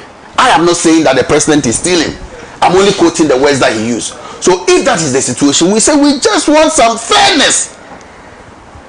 Let us see that, oh, it went through the right processes, it was fair, other Ghanaians, other competitors were given the opportunity, and the fact that we need Ghanaians to take over our mines and our natural resources does not necessarily mean that even if we don't have the capacity to handle those sectors of the economy, we should give them to Ghanaians. So that is all that we are saying. It is good, it is fair, it is fantastic that it is now for Ghanaians, but all that we are asking is fairness. Open up, let it be transparent, let us know what went into it so that we can all support. But it is clear from the minority, we are not against government or our natural resources being managed by Ghanaians. Thank you, Senator. Thank you, Laura. From one I move to the next. I move to the Honourable Member of Parliament for Akwetia. Thank you. Sometimes you you run out of words. You see, we are dealing with a group of people sometimes I struggle to understand, especially the way they are going about a politics of everything, virtually everything. I'm sure if Jesus was to come to Ghana now and decided to give us whatever he brought from heaven, they would surely politicize it and ask why he didn't bring a particular thing or the other. Look, what is the issue here? And I can understand, my brother is struggling. We don't have any issue. We are for a local content or a local person taking over, whatever. But we want transparency. We want to know what processes. You have made conclusive statements on this. Not you in person, but your people. From the very first day you ever heard the name engineers employer, you people don't even mention engineers employer. You mention Ibrahim Mahama. You have made conclusive statements. You are here today asking for details. Details of what? Details of what? How did we come this far? Where have we come from? Engineers and planners have been working with Gophers, which story we all know. In fact, they own virtually every equipment there. And when you go to, let me also maybe put out this caveat that I'm a member of the Lands and Natural Resources Committee. So I know so much about that. There are things I may not be able to put out because surely ratification, we may work on a few things. Now, when we were sent, when we went to, my committee went to Damai, we met all the workers and we realized that the workers of engineers and planners were far more than even the workers of Gophers themselves. I heard the MPP, some communicators saying that engineers and planners are only involved in the excavation of whatever and they are not actually miners. I don't know what that meant. I must you always have issues with everything? And they are comparing with what? SNET. And they are comparing with Gabi Asari Ochireda. He mentioned the name and Banti. And Gabi, I know, is a lawyer and has always been a lawyer. I have never known him to be a contractor. So if along the line we found a certain contract, it is all about expertise and what you've been doing before. Being given out to such a person, surely we will raise issues because it would surely not make sense apart from the fact of his allegiance or his alliance with the powers that be. That is the only conclusion we can make. So it is completely different. So EMP were working with Gophers. They were essentially doing the mining, and that is what I call mining. That's what I know. I'm from a mining community. The mines is not where the one who packages the gold. It's the excavation of it and the processing. So engineers and planners have been involved. These people, long before His Excellency John Dramani Mahama became president, said we want to move out, which we all know the story. He said, then I want to take over if you are amenable to this arrangement. Then per the law, per mining laws, you cannot just take over. You need the consent of the minister for mines. And so it was written to the minister then, Abu Jinapo, Honorable, whose options are clearly spelled out in the law. If he approves of it, it goes through and then you discuss whatever and then you agree on the terms. If he disapproves, the law says he should object to it. And when he objects, that's the end. If you want to appeal, the processes are there. But then his decision, it tells you what his decisions can do to this arrangement. The then minister, in a letter we've all cited, we've all read, Said, in fact, you have the technical know-how. We know your capability. And so you can proceed. I have no objection to the takeover. His own minister. So why are you lumping MPP as against? No, you have said things. I'm saying that it's not just you. You were, I don't know, but in any case, you still raised issues. But I've heard people, not you. I've heard your senior officers and the things they've said. Who? So. No, let him go. No, I know, but it's a conversation. So you should also. No, let him flow. No, I want to help him. He's not saying that it was our minister gave no objection. That's not the case. You see, this is what happened. Then the minister okayed it that I have no objection. In fact, you are the best person who can do the job. So proceed. Then there was a further discussion. From there, the processes continued. As the discussions unfolded, there was a change of government. Now, His Excellency John Dramani Mahama came in and said, as a policy for all mines, I want local people to essentially take over. And so it wasn't only with the mine. In fact, I think most of them are giving up to December of this year to wrap up. Is that what we want or not? You've said that you do not have any issues with that. In fact, you are for it. Now, when the mountain had gone far, it had even received the assent of the government, the approval of the government, so it could have gone on smoothly. That is my point. But then the government then came and said, no. Do you really get the point I'm making? So I'm surprised you are. So if they're receiving somebody EMP should be angry at, it should be this government. Because this government now came and said, start everything. Go through everything. As though there's never been that, arrangement to take over where the government of the day, Nana Danko Akufo-Addo government, has okayed. So then we have to start everything afresh. Open for people to also bid, other people, which was not the arrangement during the MPP. During the MPP, it had been given to EMP to discuss with Goldforce and take over. That was what happened. But when there was a change of government, the new government then said, no, go through the process again. Open up for other people to bid. These are factual matters nobody can dispute. It is also a fact that other companies also put in bids. The processes went on. Unfortunately, maybe the company we didn't see in there was Akonta Mines. I don't know what happened. But at least it was crippled.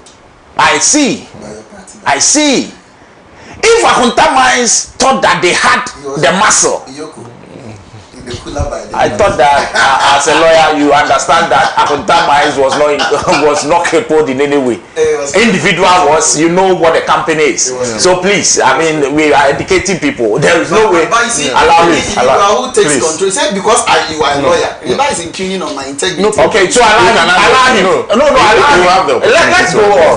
He will know that maybe it was on the light side, but he can't defend us. Because even if, basic company law, even if he dies, the company has perpetual succession. He knows this. We don't have to be graduate. So even if the Akonta mine, whatever, wouldn't to be jailed today, except you tell me that it wasn't a company properly so called.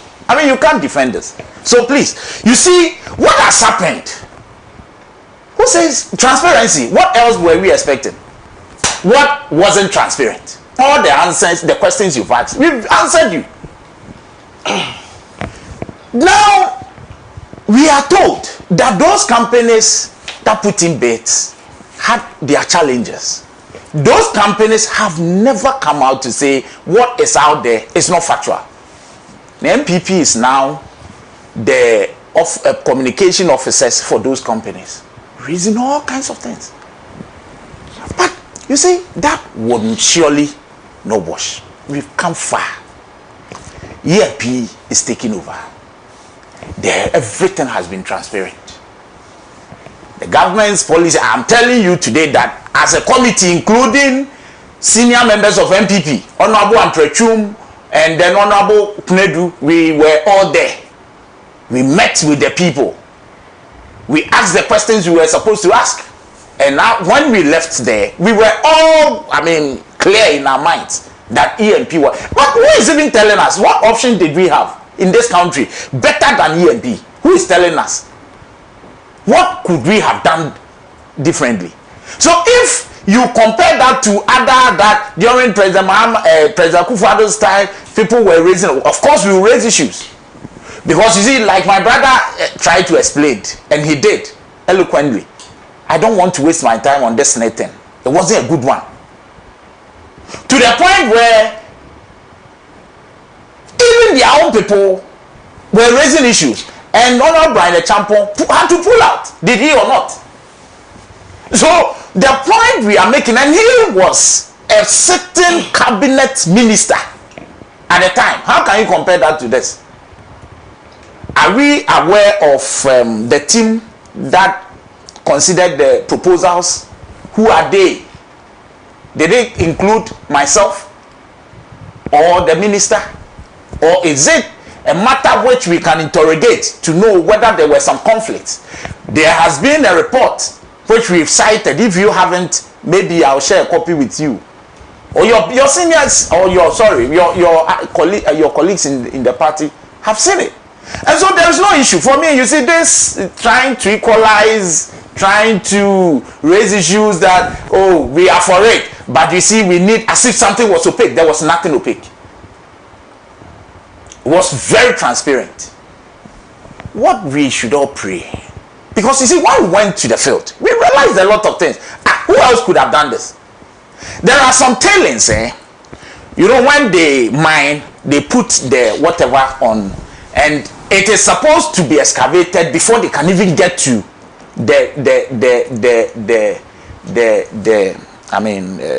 the concession proper to mine, and it would take millions of dollars to even do that, and nobody is getting anything from it. Now the other issue too is this. Look, we were told that if we had to demobilize the machines, engineers and planners machines there, that will also take millions of dollars to demobilize, because those machines are not sold on the shelves. You need to procure them, and it will be manufactured and brought in. It's on a special case. So if we were going to, and that would even take months. Meanwhile, people are there. I mean, they want to work. We are paying them.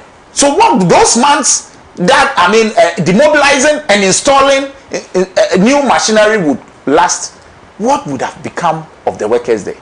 But the good thing is that workers, some of whom were employed under your tenure, the minister has assured everybody that nobody is going home.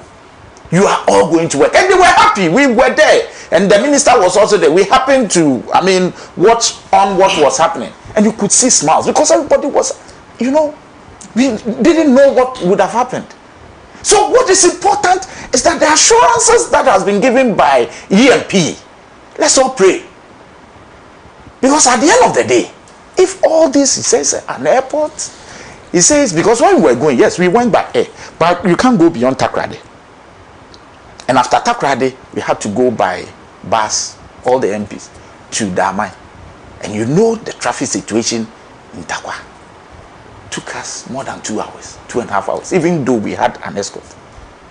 So the man Ibrahim, look, in this politics we do, you remember Extreme Quebec and the noise after they did whatever, and the Supreme Court did whatever for them. What became of the bauxite? 8 years. Tell me, this is what we do in this country. What became of the bauxite? And so, you see, these things we do, if you, look, Ibrahim is his Ibrahim. You can't do anything about him. He has been successful. His only challenge that you claim is a challenge is that he is a brother to the president. That should be his problem. But you know that even within your 8 years, he was still his Ibrahim. So this, trying to equalize with people we knew. Let's be factual here. People we knew. You see, if you are not careful, you say things. People we knew where they were before, and all of a sudden, after their family relatives became president, where they have come to be. People who had no experience in certain fields were given contracts in those fields, which raised alarm. And properly so called. Because you see, we cannot also, so nobody should equalize. We will treat each case by the very merits we analyze. It will not be that because, so you see, now you've given it to Ibrahimo, so tomorrow if another government comes and then he does it, you should, no, we will analyze each case. We will check your track record. We should be sure that you can do what it cannot be that the government comes to power. Hold on, and just about 1 month after, I'm talking of SML, 1 month on the 14th day of February, Val's Day, you put together a company hurriedly, which had nothing to do with revenue collection. Then you give a whole revenue collection to him, and PPA raised the issue that they did not qualify. They didn't have the expertise. You said proceed to the extent that you proceeded to do this without PPA approval, and you said because what? Because there was a contract of a sort. We should be quiet. We shouldn't raise the issue. We will. When it comes to Ibrahim, raise it. We will give you answers. Okay.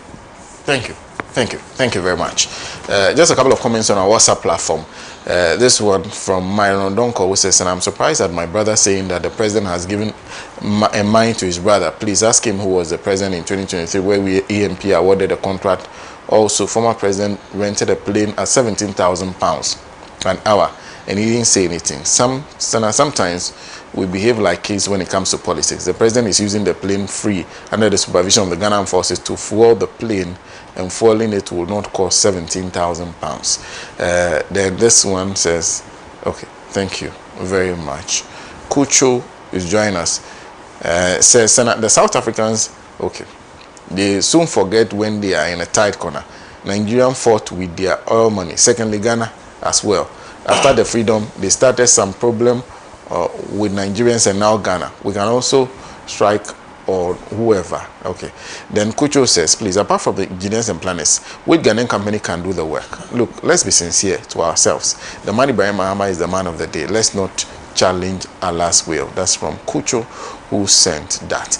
Mr. Solomon also has joined us on the panel. A big thank you for joining us. And can we hear you on this matter? Good morning, Mr. NOMBO, and to my colleague. This is the second time you are meeting, eh? Yeah. You are staying with the MPP? No. It's the socialist movement.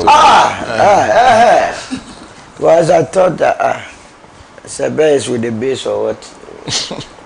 Or you are staying with the MPP? And to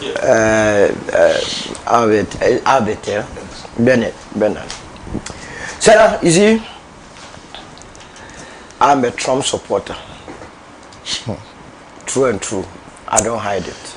You haven't changed your mind? Oh, no. You are still with Trump? I support him. I see. And the only reason why I do so, in all sincerity, is the mindset of America first. That is why I support him. So, what it tells me is that if every government is going to operate on the principles of America first or Trump policy, then all of us are going to revert back to our countries and say, for instance, Ghana here, Ghana first. And how can we pride ourselves as implementing the Ghana first policy? That is the thrust of the matter. So if you understand this framework, then you begin to question people that says, and there wasn't any tender, it wasn't transparent, and sometimes the words that they bring in, it surprises me.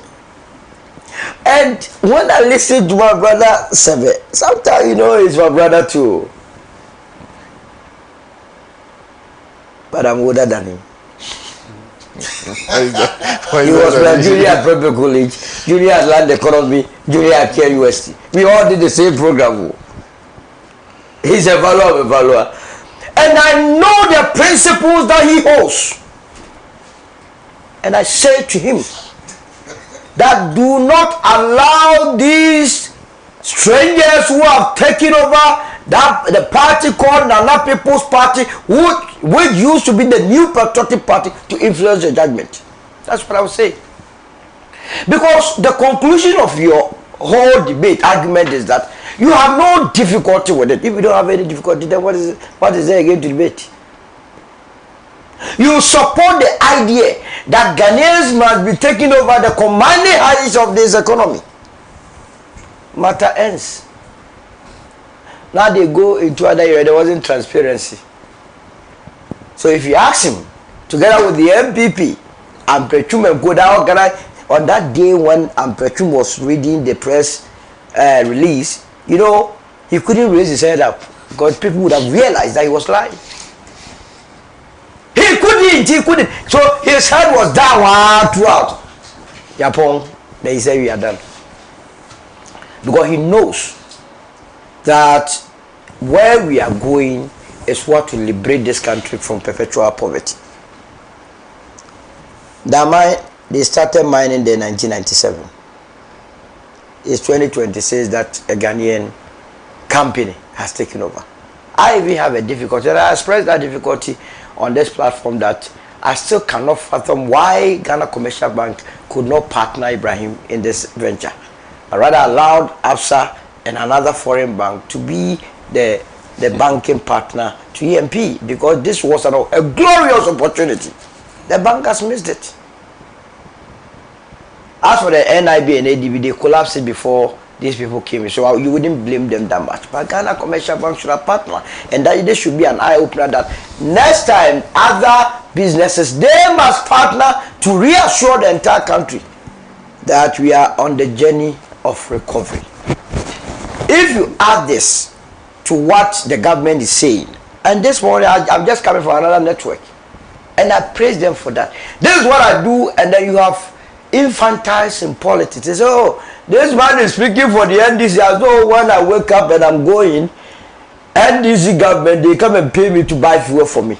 But you see, we must not be doing the same politics we have been doing in the past that have been giving us this result. There has to be praise where it's due, and there has to be constructive criticism where it is also due. This business of giving operations of mining companies to locals, a beautiful idea.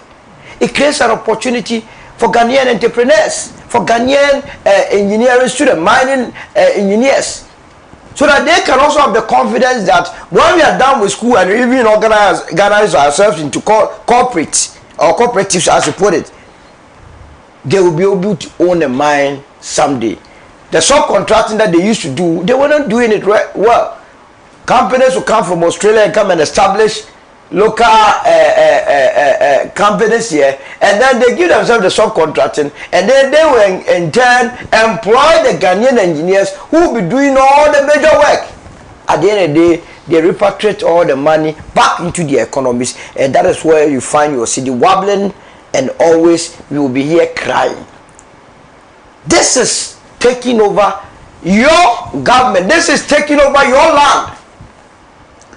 This aligns with Ghana, making Ghana great again, and it explains why I told you I love Trump.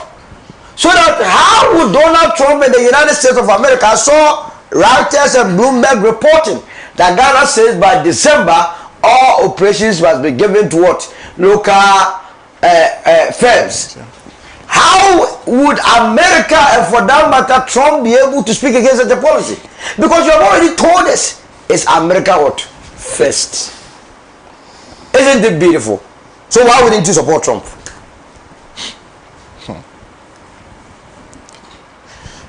The gold board, it was established only last year. Is that not the case? They buy their gold according to the mainly from the small scale miners. Is that not what you have been told? And that is that not what is the case?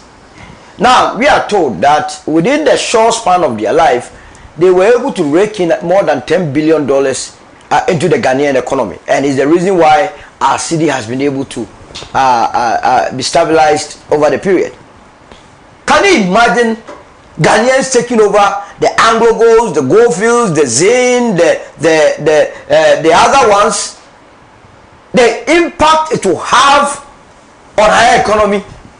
So this is where you take up politics, because if you decide to do politics as a political party, you are going to be fractured and you will be bruised.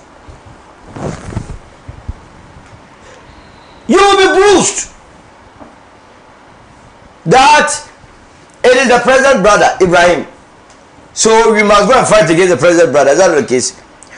During the tenure of Nana Akufo-Addo and Dr. Mahmoud Bawumia, when they were discussing with Ibrahim about that, I didn't know that he was the brother of what's the name? Former President Mahama. But they dealt with him. They realized that he had the expertise. He has the equipment. So why wouldn't they deal with him? They gave the no objection. By extension, what it meant was that, you know, the minister, every minister works at the behest of the president. Was not the president that appointed the minister? So clearly, Abu Jinapo then was carrying out the instructions of the president of the day then, Nana Akufo-Addo. So here you give him credit.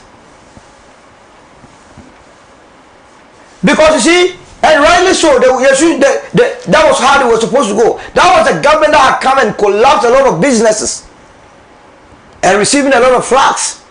So you needed to, as it were, atone for your sins. Dama, Takwa, and the virus. Bogoso here and there. When you get to Bogoso, poverty will greet you. Have you been there before? Yeah. One day go there. Let's go and do Alhaji&Alhaji there. The MP for Bogoso, so this is the free advice. Come and see them, organize with them, and let's go and do that and expose the levels of deprivation that these areas, mining areas, that they have mined them for more than centuries. Where has the money been going to? Oyibo land. Where has it been going to? So a Ghanaian comes in, all of us, you people, you are even lucky that he's promised you airports. Because the Goldfields that you have so much confidence in them, the Oyibo that you have so much confidence in, they did not give them even lorry park, car metro, was it? Airport. From there, let's be looking at Anglo Gold, Newmont, Zane, and from there we dash to the telecommunication sector and get Ghanaians running these businesses.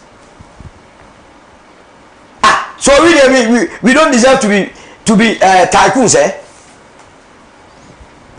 The last time I checked, it was about 3.5 million ounces of gold that is left at the Damai mines. If you are using 4,700 as a base figure for an ounce of gold, it means we have been able to give. Ghanaians have been able to give to ourselves an asset of $16 billion. This asset, they wanted us to give to a foreigner. In fact, we gave to a foreigner for close to 30 years. Can you imagine if within the period, that foreigner was making $2 billion a year? How much they have been able to better the economies with? It's a good thing. And I would suggest and encourage Ibrahim Mahama to use his experience to, as it were, nurture a lot of Ghanaians in that space. Because now that he has EMP, I am also going to send my proposal, local content. So this is, you don't play, then everything becomes localized. You see that within the shortest possible time, just like in Johannesburg. SENA, you cannot fathom why gold is mined in Johannesburg. I've lived in Obuasi before. It's an eyesore. I keep telling you about this. Compare Johannesburg to Obuasi. Compare Johannesburg to Takwa. Compare Johannesburg to Bogoso. It's a village and a city situation. Meanwhile, we are all mining the same gold. The only difference is that whereas the investors in South Africa are mostly in South Africa and so lead the investment in South Africa for developmental activities within the South African economy, in our situation, it gets out. So how can there be any problem? Okay. Our brothers in opposition said there wasn't any transparency. Marupoma Mining Services, didn't they take part in the tender? Fortes, didn't they take part in the tender? Heat Goldfish, didn't they take part in the... In fact, Heat Goldfish came out to say that the whole process was so transparent. I thought the new patriotic party would come and then apologize. But we of the United Party believes in Ghana. And that's why we say Ghana first. We believe that in 2029, when we take over the reins of governance of this country, we are going to hand over the economy of this country back to the Ghanaian. And all of them will be rich. I end it here. Thank you. Thank you very much. So just a couple of comments. This one says, good morning. We, the people of Guam constituency, are still waiting for, he says, for meaningful reparations. After enduring 4 years without parliamentary representation, this situation has affected development in our area. And we believe it is only fair that steps are taken to address the gap. Our key needs include a district hospital, CHIPS compounds, improved road networks, better schools, job opportunities, an industrial hub, and support for irrigation farming. These are crucial to improving livelihoods and accelerating development in the constituency. We intend to formally petition the president to consider these concerns. We also call on voices like and your panelists to help amplify our call. Our MP is committed to doing his best, and as constituents, we are ready to support him in achieving these goals. Humandosi Chope sender from Guam constituency in the OT region. There's also this one with SENA. ENP limited work cannot be questioned by Ghanaian in this country. We hope the people of Guam constituency are seeking reparations after 4 years without parliamentary representation. Okay, so he goes back to the same thing. Thank you very much, Sichope Humando, who sent that. This is Hadi in Pig Farm, who says the youth in South Africa should go and read their history and work on their mindset. It pains me. Ghana, Nigeria, and some African countries were part of those who fought for the blacks in South Africa to gain their independence from the hands of the white. No wonder the white in South Africa will always rule the black with this kind of mindset. God bless our homeland, Ghana. It says, Allah bless Dr. Ibrahim Mahama, and no amount of hatred, propaganda by the MPP can bring him down. That is coming from thank you very much for that comment. Seidu sent me a comment a bit earlier. He says, Honorable Kujeto confirmed this morning that a gentleman who was humiliated in the video is a legal resident according to South African authorities, and that Ghana government is doing or is going to relocate him to another undisclosed country, a suggestion the gentleman agreed to. He also says, citing NIA data, that there are 3,194 South Africans legally registered and resident in Ghana. And our government has a contingency plan that any Ghanaian in South Africa who wants to be returned home will be evacuated. He also revealed that the lady in the video, Jacinta, and all those identified in it have been invited by South African security for interviews. Thank you for that. We have to conclude with the matter of the OSP. Very brief comments, as brief as possible. And I'll start with lawyer Kwesi Kwache Sebe, because it looks like when it comes to the law, there's been disagreements within your party. I don't know whether the minority has attempted to take a political position on this matter, perhaps to deal with the disagreements on the law. Clear disagreements. I don't know what your own views are. Let's listen to you. Thank you so much. Please, briefly. I beg you. Yes. Yeah, we'll close at 2. Yeah. We'll close. Yes, this is the last one. It's somehow difficult, but you see, a little problem that I have is there are no rooms for rebuttals. Okay. So when you speak first, the other opponent gets the opportunity to rebut everything that you've said, and you don't have the opportunity to. Will be the best judges. So no. Then what's the essence of a rebuttal? Please. You made your point. No, that's not it. You rightfully have stated that the no objection to Ibrahim Mahama was granted by Ekufuado. and you want to paint the picture as if Akufo-Addo and the MPP, they do not want Ghanaians to take over Ghanaians. No, that's what we are saying. It should just be fair. That is all. I ask questions. When he tried to intervene, so allow me. Why? So if no objection was granted by Akufo-Addo, who then should say that MPP doesn't want Ghanaians to take over? And my learned senior rightfully said that this thing would have even gone through with MPP in power. So it defeats the argument being made as if MPP hates locals taking over and they hate Ibrahim Mahama. That cannot be the case. But there are no room for proper rebuttal. So no, but he's giving another topic. How many minutes are we going to use? You are free to rebut. Don't worry. All within your that is the issue. All within my time. So why are you attacking me? Two people. Why? NDC and pro NDC. Why? Okay, I'll go on with the topic that we are dealing with.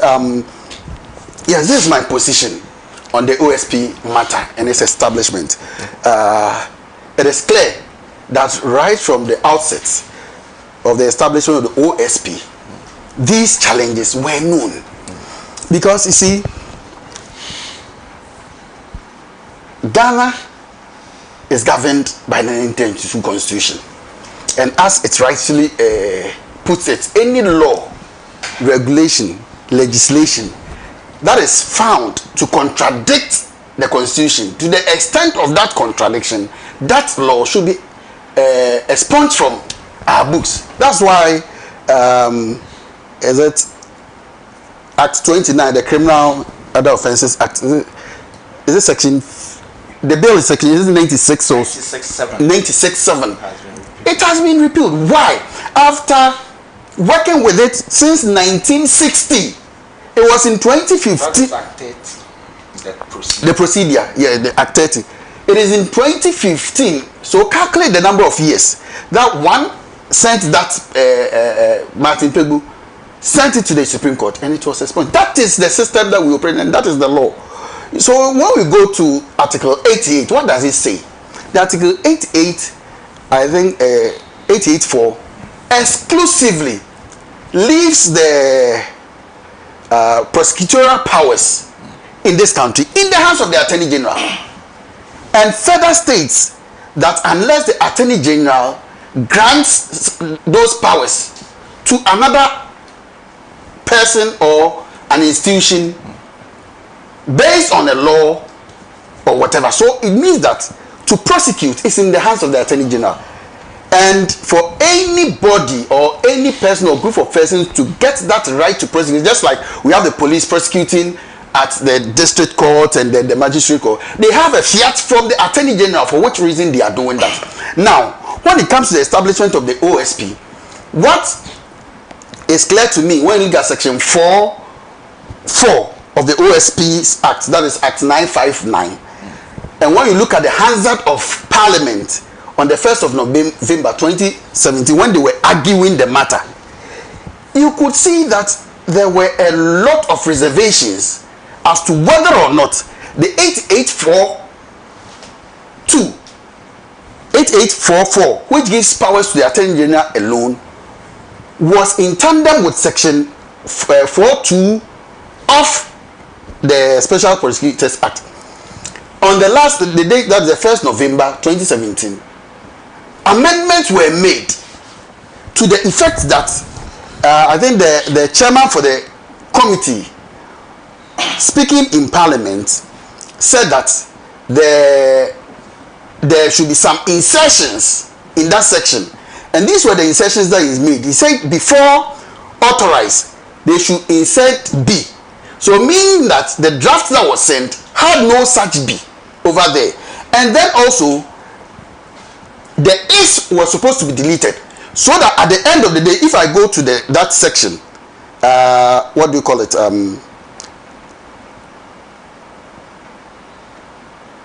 The OSP Act, that's how we call it, the Act 5959, and you read that section, you will realize that initially the Act was trying to, per the Act, authorized the OSP through the Attorney General to prosecute. So if no amendment, or the amendments were not effected on the 1st of November 2017, then the act itself probably would have given the OSP the right to prosecute, because the act was also initiated by the Attorney General then. But now, the act is saying that he shall be authorized by the Attorney General. So if the act is now speaking the same language as Article 88.4, then in effect, it needs authorization from the Attorney General, in my legal opinion, before it can act, from the way the act has been drafted and agreed upon. So for anybody to think that the OSP can act on its own and prosecute people on this, it's quite a difficulty. And I believe the Supreme Court, who know best how to interpret our constitution, will come up with clear guidelines. Our time is up. I can say yes from your verbal, your facial expression. But you see, SENA, there are issues. When you read the memorandum of the Act 959, it is clear that what it intends doing is to make the OSP separate and independent. But I don't see how this section is making the OSP independent. So it's like, yes, we've seen that the section is not making the OSP independent, but let's carry on with it. Why? Because at the end of the day, if the OSP is to prosecute anybody, he's presenting the person before the court. It is the court that is going to make the final determination and not the OSP himself. So he should carry on. That was the thinking of MPP. That is why we got all manner of cases like Sicily, Dapa, and so on and so forth. Now, NDC comes into the picture. First year, yes, OSP is working. Then we see a barrage of attacks on the OSP. A lot of petitions get the OSP, the SP, Special Prosecutor off. Because I have been on record to have indicated, and I still indicate, that the Special Prosecutor himself is problematic. The Special Prosecutor himself, there are issues with him. That was done. It didn't see the light of day. And all these things started when the SP, or for that matter the OSP, started going after people who are either NDC or in bed with the NDC. That's when they realized that, hey, let's come up and then try and get this man or the office off. That is where the problem is. And in fact, if the Supreme Court comes up with a verdict that section should be struck out, I wouldn't be surprised at all. Because with my level, not as grown and powerful like my senior, but with my level, I believe that this section does not give the OSP powers to prosecute without authorization from the, what do you call it, Attorney General. That is why you see this. But yes, we know. But all this removal, they are orchestrating it. They are for it. And the Attorney General, I'm happy the way he has shown his face that he's for it. He goes to the Supreme, somebody takes him on at the Supreme Court to go and defend the state. He goes and supports the argument of the one who has taken him on. So like the defendant supporting the plaintiff. Now the one who thinks he's going to be affected, the OSP, tries to jump in and defend his office. The the AG, Attorney General, openly comes in and what do you say it? Oppose the OSP, and then the OSP is off. So I like the way, the openness, the fact that the Attorney General is showing. He goes to the High Court and speak against the office of the OSP. So if anybody says that yes, that is what the NDC or the government want, there is no argument about it. And they to me, they have that right. And I am of the view that the law also supports them. So once that is the position of the law, let's use it. But the only thing is that MPP was not afraid of any prosecution whatsoever. So they allowed it to work. But now that we are seeing sourcing, so many issues in there, the levels, I'm just landing. The boldness with which the SP was able to arrest Though I don't support the way he did it, to me it was wrongful. But the way he was bold enough to arrest a major mouthpiece of NDC in the person of Martin Pegu, he will go. They will let him go. And to me, thank you. That is likely to be lawful. On record, Mr. Pegu has told me on radio that he is not. See, I listen he to you. has never been. I listen to you. Yes, I listen to you, Pegu. I had that mindset that Pegu was eyeing the office of the SP. You asked Pegu whether he will accept that office. He said, oh, now that he has arrested me and for all that has gone on, it may not be right for me to accept. So he wanted it.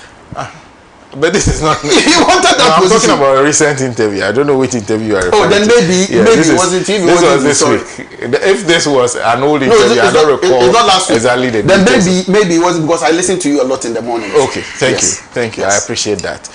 This one says, Martin Abiu says, there's no problem maintaining the WSP as an independent investigative body, but to be given the prosecutorial powers cannot be. All prosecution must be done by the Attorney General of Ghana. My question is how independent that office will be if the OSP is appointed by government. I think that position must be advertised and applied for by individuals who are fit to do the work without interference from any government. Oh. Okay, so thank you. First and foremost, you heard my brother say that he is on record to have opposed or have issues with the current special prosecutor. I heard him. Yeah, that's correct.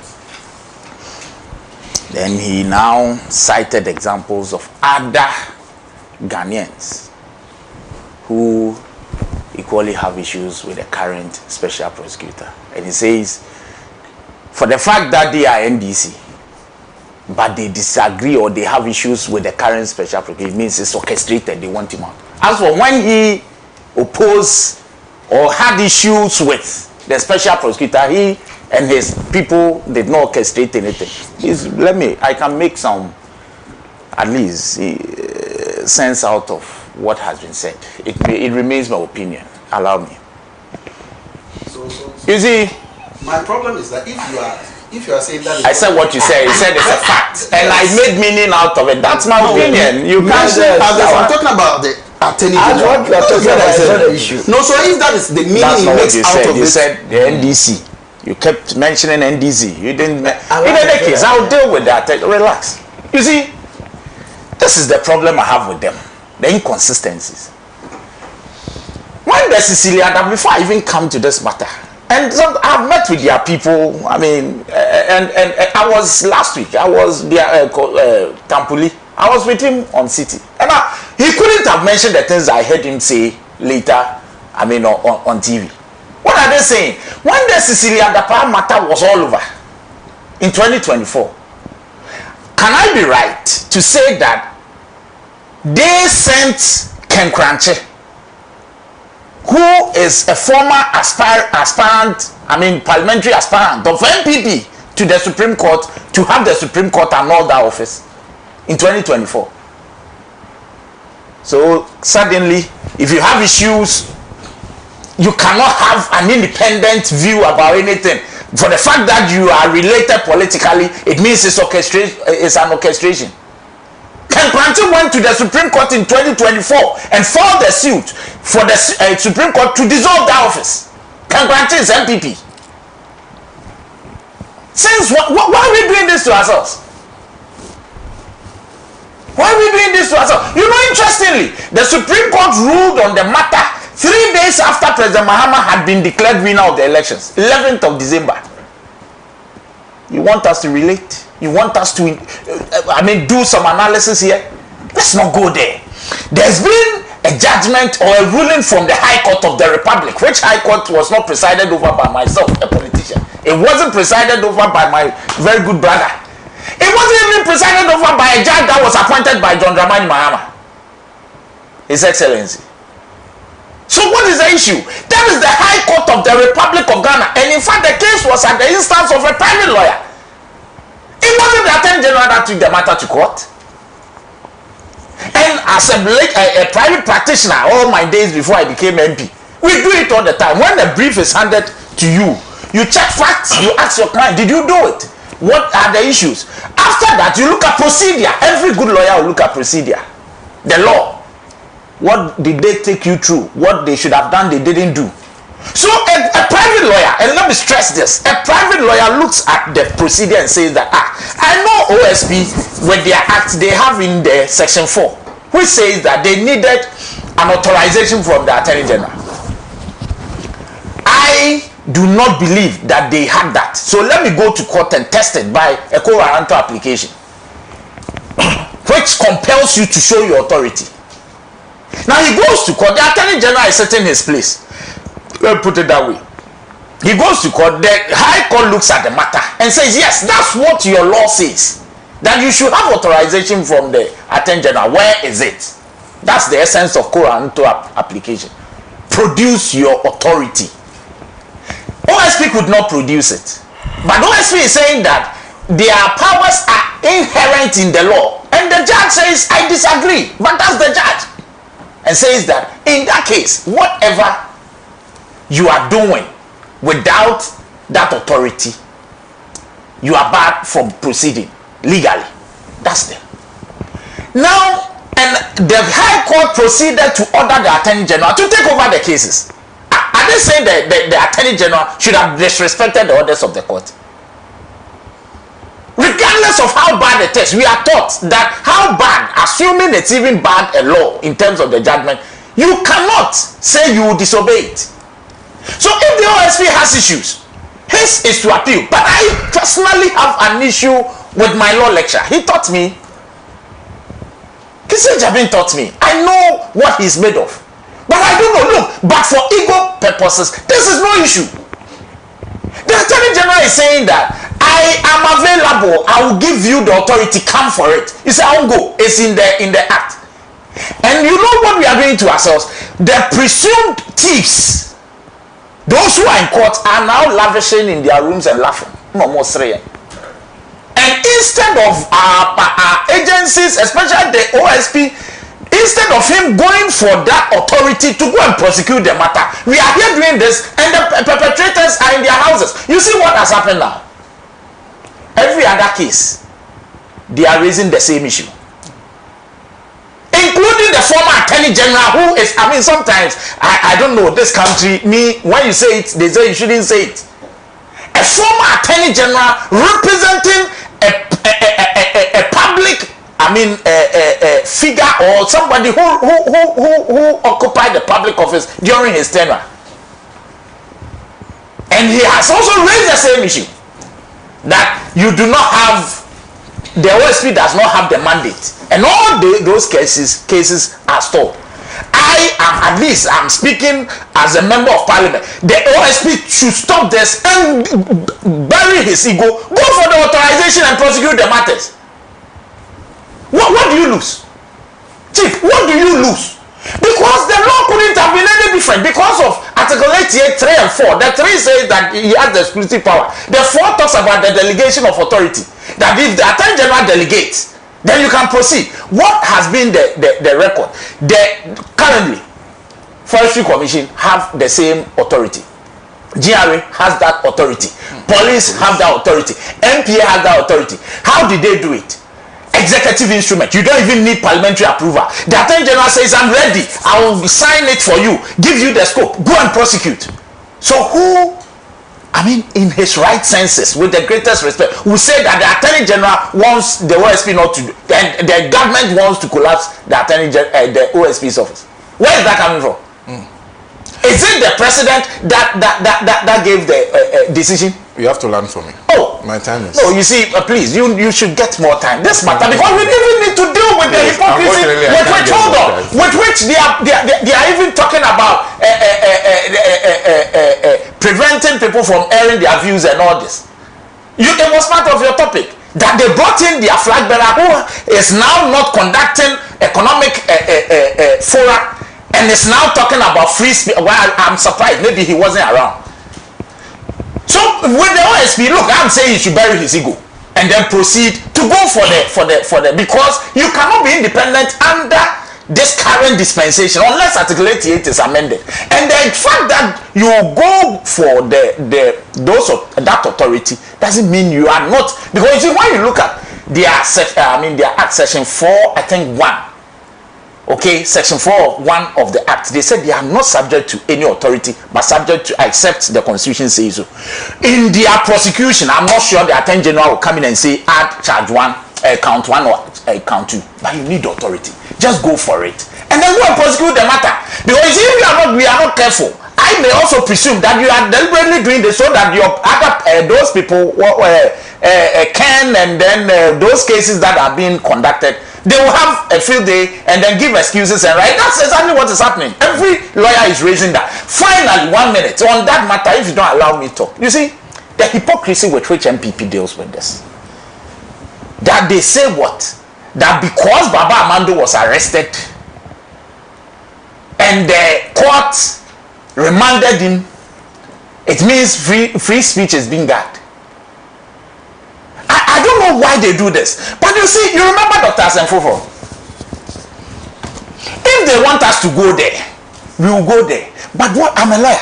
At least I have said, and I spoke to them. I challenged them to tell me what wrong the court did. The court was not under any legal obligation to listen to the prosecutor whether he opposes the bill or not. And that is not law. If you go to court and you seek bail for your client, the onus is solely on you to prove to the court, to convince the judge that your client would appear to stand trial pursuant to Section 96. It is not based on whether the prosecution opposes the bill or he doesn't. That is not law. Okay. So you see, if you have a law, please, and if you have to pay, if he has anything to say, to say it. You're so wrong. You're so wrong. Please, I beg you, for him to say this, I beg you, allow me. I beg you, allow you. 1 minute, let him give me how I'm wrong. I beg you. Let him do. You can't say that the law. We are lawyers. You can't say that no law bars the judge. The judge, as he sits, bail is his discretion, and that discretion ought to be exercised judiciously. Okay. So it's not. So which law did he breach? We are asking which law did he breach? It has to be exercised judiciously. Okay. So why the essence of not admitting somebody to bail is not to punish the person. Wait, let me talk. I told you mentioned because you see, you know what is happening. I thought you were saying no. That's what I'm coming to. You see, because if he says it has to be acted, it means there is. Okay, so you see, that's not fair. Allow him. I mean, he's not able to. No. You see. No, chief. No, for this, even if you have to pay, you are no. How much somebody $1 million? For you to say, I mean, I was dining and whining for. I had this banter with very senior lawyers. There is no law that judge breach. Solo, please. In any case, sometimes, hold on, please. Sometimes you also no. Don't worry. If you want to know the truth, you know what? He knows if he's been practicing that there are several occasions where the prosecutor says I oppose the bill, the judge grants the bill. That is so. So it means that it is not based on what he says. Is it the case? Yes. Is it the case that you sitting here, you are telling me that with all that happened in court, the judge acting judiciously found reason why that person who himself went to the police. You are not speaking law. You are not speaking law. What are you speaking law? You think tell me the law is what law did the judge told you that to act judicially?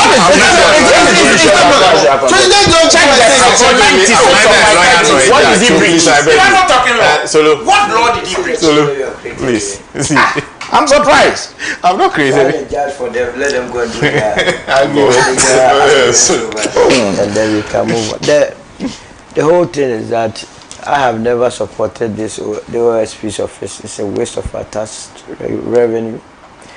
But now Kisei Jabe should have been made to pack baggage and go home or go and continue at the University of Ghana Law School, because he's not bringing any value to the fight against corruption. Look, the last press conference, do you have the video here? They even exposed why he has to be sacked. That office, if the NDC really means business, if John Mahama means business in fighting corruption, they must never think of this OSP. Here was Tampuli being flanked by Duke Oforiatta at a press conference. Duke Oforiatta is the brother of Ken Oforiatta. OSP has gone to court and preferred 78 charges against Ken Oforiatta. You understand? Now, the brother of Ken Oforiatta agrees with the minority that yes, we support this OSP to prosecute my brother. The 78 charges is good. Would you believe this situation? They know that this OSP is so weak, he's not going to do any for them, so they are interested in keeping him there. Shamsa came to tell us that multiple requests to get the extradition order even proved futile. By that time, we had this OSP who had gone to organize a press conference and told all of us, that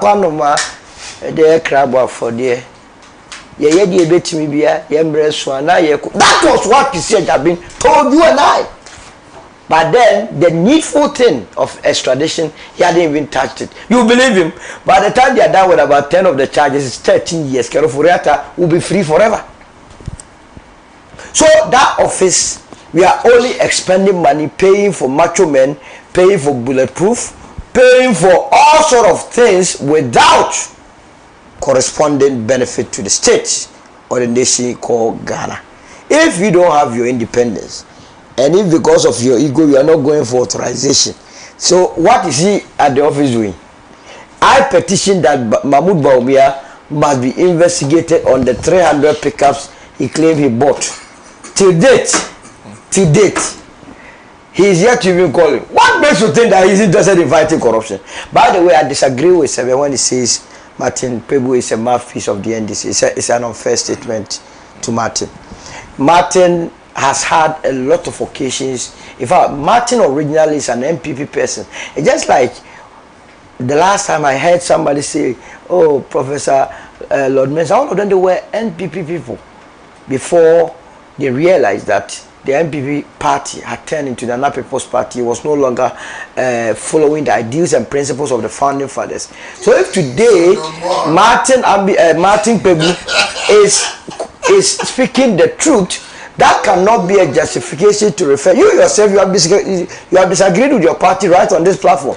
That the OSP's office is not as independent as they want everyone to believe, and that the Attorney General is right. Again, I don't know. I am not a lawyer, but I can agree to a situation where we think that at any given time the Attorney General must be supporting government position. What is the position of the Attorney General? Attorney General is the Minister of Justice and what? Is it not a Minister of Justice? Yeah. If a Ghanaian goes to court, it is his duty to ensure that justice prevails. And if the justice will prevail, it will mean that I, as a citizen that has gone to court, my position is what the law says. Why might the Attorney General disagree with me? That cannot be a tenable position. He is not there to, as it were, propagate lies, propagate all the evil deeds of government, but he is there to assure all of us our justice. Let them clear Kissi Jabin. Let this administration be focused. Ken Oforiatta and all the look, can you imagine? Mustafa Hamid, he also went to court. That is his matter. He must be thrown away. You saw hundreds of millions are hanging on your neck. You came to tell us, wallahi. Now go to court and go and do wallahi. You say we should scrap. No. It can't happen like that. I will end it here. You don't have time today. Thank you very much. Really appreciate it. Uzev. All right, thank you very much. And I'll ask you to be very brief for me. I'll try. You see, the lawyers have spoken the legal grammar. But you see, the most important, there's one fundamental thing here. That the laws in itself, okay, are always meant to protect a certain people. The laws always can be interpreted to favor a certain group.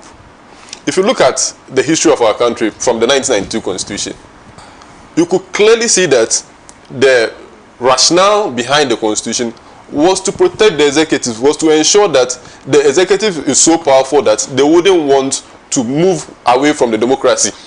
That was the rationale. So you could see that even the fight against corruption is still handed over to the executive, because it's the president that appoints the attorney general. And so no matter what, it is assumed that, and the president can fire the attorney general at any time. And so the laws always favor the executive. If you look at, during Kufuor's era, look at how Chachuchi Kata was prosecuted. Kufuor was out of the country. He came in, appointed judges to ensure that, what's the name? Chachuchi Kata was jailed. So it tells you that the laws that we have here does not protect the ordinary people, but protect the political class. And the political class are certainly not happy with any institution that will fight against corruption or that will, challenge their authority. And that is why we are here. And so you see them making all the legal arguments which are valid, but inherently within the laws is these same contradictions that the lawyers are battling amongst themselves, just because all the time the laws must be interpreted to favor a certain people. Now the NPP makes the accusation that the NDC does not support, wants to weaken the OSP. And my co-panelist mentioned that he supports the position that the OSP does not have true independence, and that constitutionally the office of the special prosecutor needs not to exist. At the same time, the same NPP that created the office of the special prosecutor for about 4 years did not fund the office of the special prosecutor. For about over 3 years, the special prosecutor, or Mati Hamidu, was operating in a 2-bedroom apartment without staff. How is he supposed to operate? He had money. Yeah. Yeah. No, the point had money. Mati asked for Mati, was writing epistles. Had money. Mati Hamidu was, in a situation. He made the point that he wasn't funded. And when he made the corruption risk assessment on the Japan transaction deal, that was where the challenge came. And he made the point that he resigned because of political interference. So it tells you that, yes, we create institutions, but we create institutions just to favor us, just to favor a certain class. And beyond that, corruption has always been a tool for winning and losing power. One of the main reasons why people won power in 2016 was because of the allegations of corruption. And interestingly enough, we've not seen enough prosecutions of the erstwhile Mahama Mills administration. In the same vein, NDC also came into power with the allegations of widespread corruption. And it's over a year now, we've not seen convictions, we've not seen recoveries, we've not seen prosecutions. Relax. There is none. There is none. There's none. Oh, so they were just allegations. From us. If they don't prosecute them, we will come and do that. So it's a challenge. They have all the time we keep mentioning corruption. But then when the people take power, we don't see any action. Because, one, the laws favor the powerful people. But then, a poor man who would mistakenly steal goat will be jailed. But someone will steal millions, and at the end of the day, the person isn't prosecuted and will go scot-free. Sometimes they are even compensated on top. So that is a challenge. And just a bit on the intimidation thing. You see, it appears that we operate a tit-for-tat situation in our country. Look, people like Comrade Kwesi, people like Akoto Ampo and Co. had gone through worse circumstances under various regimes. Nkrumah's administration, I mean, what is this current people facing? Just people talking on radio and demonstration and what have you. Nkrumah faced bombs, attacks with bombs and all those stuff. So it tells you that people have gone through worse forms of, confrontations in government. But you see, this current political class do not want to be challenged. And so anytime they are challenged, they resort to intimidations and what have you. And they've created a tit-for-tat situation all the time. In 2016, when the MPP won power, there were a lot of people ransacking, military, police barging into former appointees' houses and all those stuff. People were taking over government assets and what have you. And the NDC also took over in 2025. They also made sure they replicated the same thing. But then there's one point that I want to make. Atamos gave us a very important opportunity to reverse all these things. When Atamos took over, he said, no, Yenja Maninka, everything, Yenja Maninka. That could have been a very important turning point. But then today, NDC people feel that, look, in the 8 years of MPP's administration, they were intimidated, they were harassed. And so even if they don't retaliate, their foot soldiers will come at them. And so that's the challenge we face. And so, all in all, we will keep blaming the system. It's about the systems that we've put in place. The system only protects a few privileged elite, whilst leaving the ordinary people to continue to suffer. Ordinary people continue to sleep on an empty stomach. People cannot afford the basic necessities of life. That is the reality that we face. Thank you, brother. Let me say, this is from one of the people who somebody who's watching us currently. It says, "Good morning, SENA. From W. Davis Dakuji, Kaswa. I wish a happy birthday to my granddaughter, Ellen Nana Amadakuji. She's 11 years old today. So happy birthday to Ellen Nana Amadakuji. Today is your birthday. You're 11 years old today. And also happy birthday to Moro Audu. Moro Audu is currently the host of, I think, this Good Morning Ghana, Metro TV. Yes, yes. Well, happy birthday to you, my brother. Happy birthday. And of course, a belated happy birthday to the Chief of Staff, Honorable Julius Deba, who turned 60 yesterday. Belated happy birthday to him. Belated happy birthday also to Bless Osei, my very good friend who is currently in the country. Belated happy birthday to both of you. And also I would like to extend our sincere condolences to the president of Prim Park, David Sichopa Tamaklo. He has laid his father to rest today at, let me be sure of the name, Kliko Bodwave, where the funeral is currently ongoing. Our sincere condolences to you. We are back same time next week with another edition of the mother of all talk shows, Alhaji&Alhaji. A big thank you to my panel this morning. Let me start from my left. His name is Uzeif Bada Ibrahim, who is a member of the Socialist Movement of Ghana. And of course, a big thank you to lawyer Kwesi Kwachesebe, who is a member of the MPP's communication team. And for the very first time, we had the opportunity of hosting, I think the name is Bernard Bedi Akubedu, Triple B, who is member of Parliament for the people of Akwitia. And a big thank you to Solomon also. Now, this morning we had an emergency, so we started calling a few of them. I got inside Solo, I got in touch to Ebo, and we got in touch with Mr. Philip London, who agreed to pass by only for a few minutes to hold the fort. Then I got in touch with Solo subsequently. He agreed to come and complete the show with us. So a big thank you to all of you. And of course, we wish lawyer all the best. And I also understand our colleague here, Greg, is also laying his mom to rest. It's a very painful thing to lose a mother to even go through the pain you are going through. Yes, Greg. Is it in the Western region, I believe? Yes. So our sincere, yes, in Kranza specifically, our sincere condolences to him and the family. A big thank you to you for your time. We'll see you same time next week. A big thank you to our partner stations. We're live on Pan-African Television, also live on Radio Gold. We'll see you same time next week. Enjoy the rest of your weekend and have a fruitful week.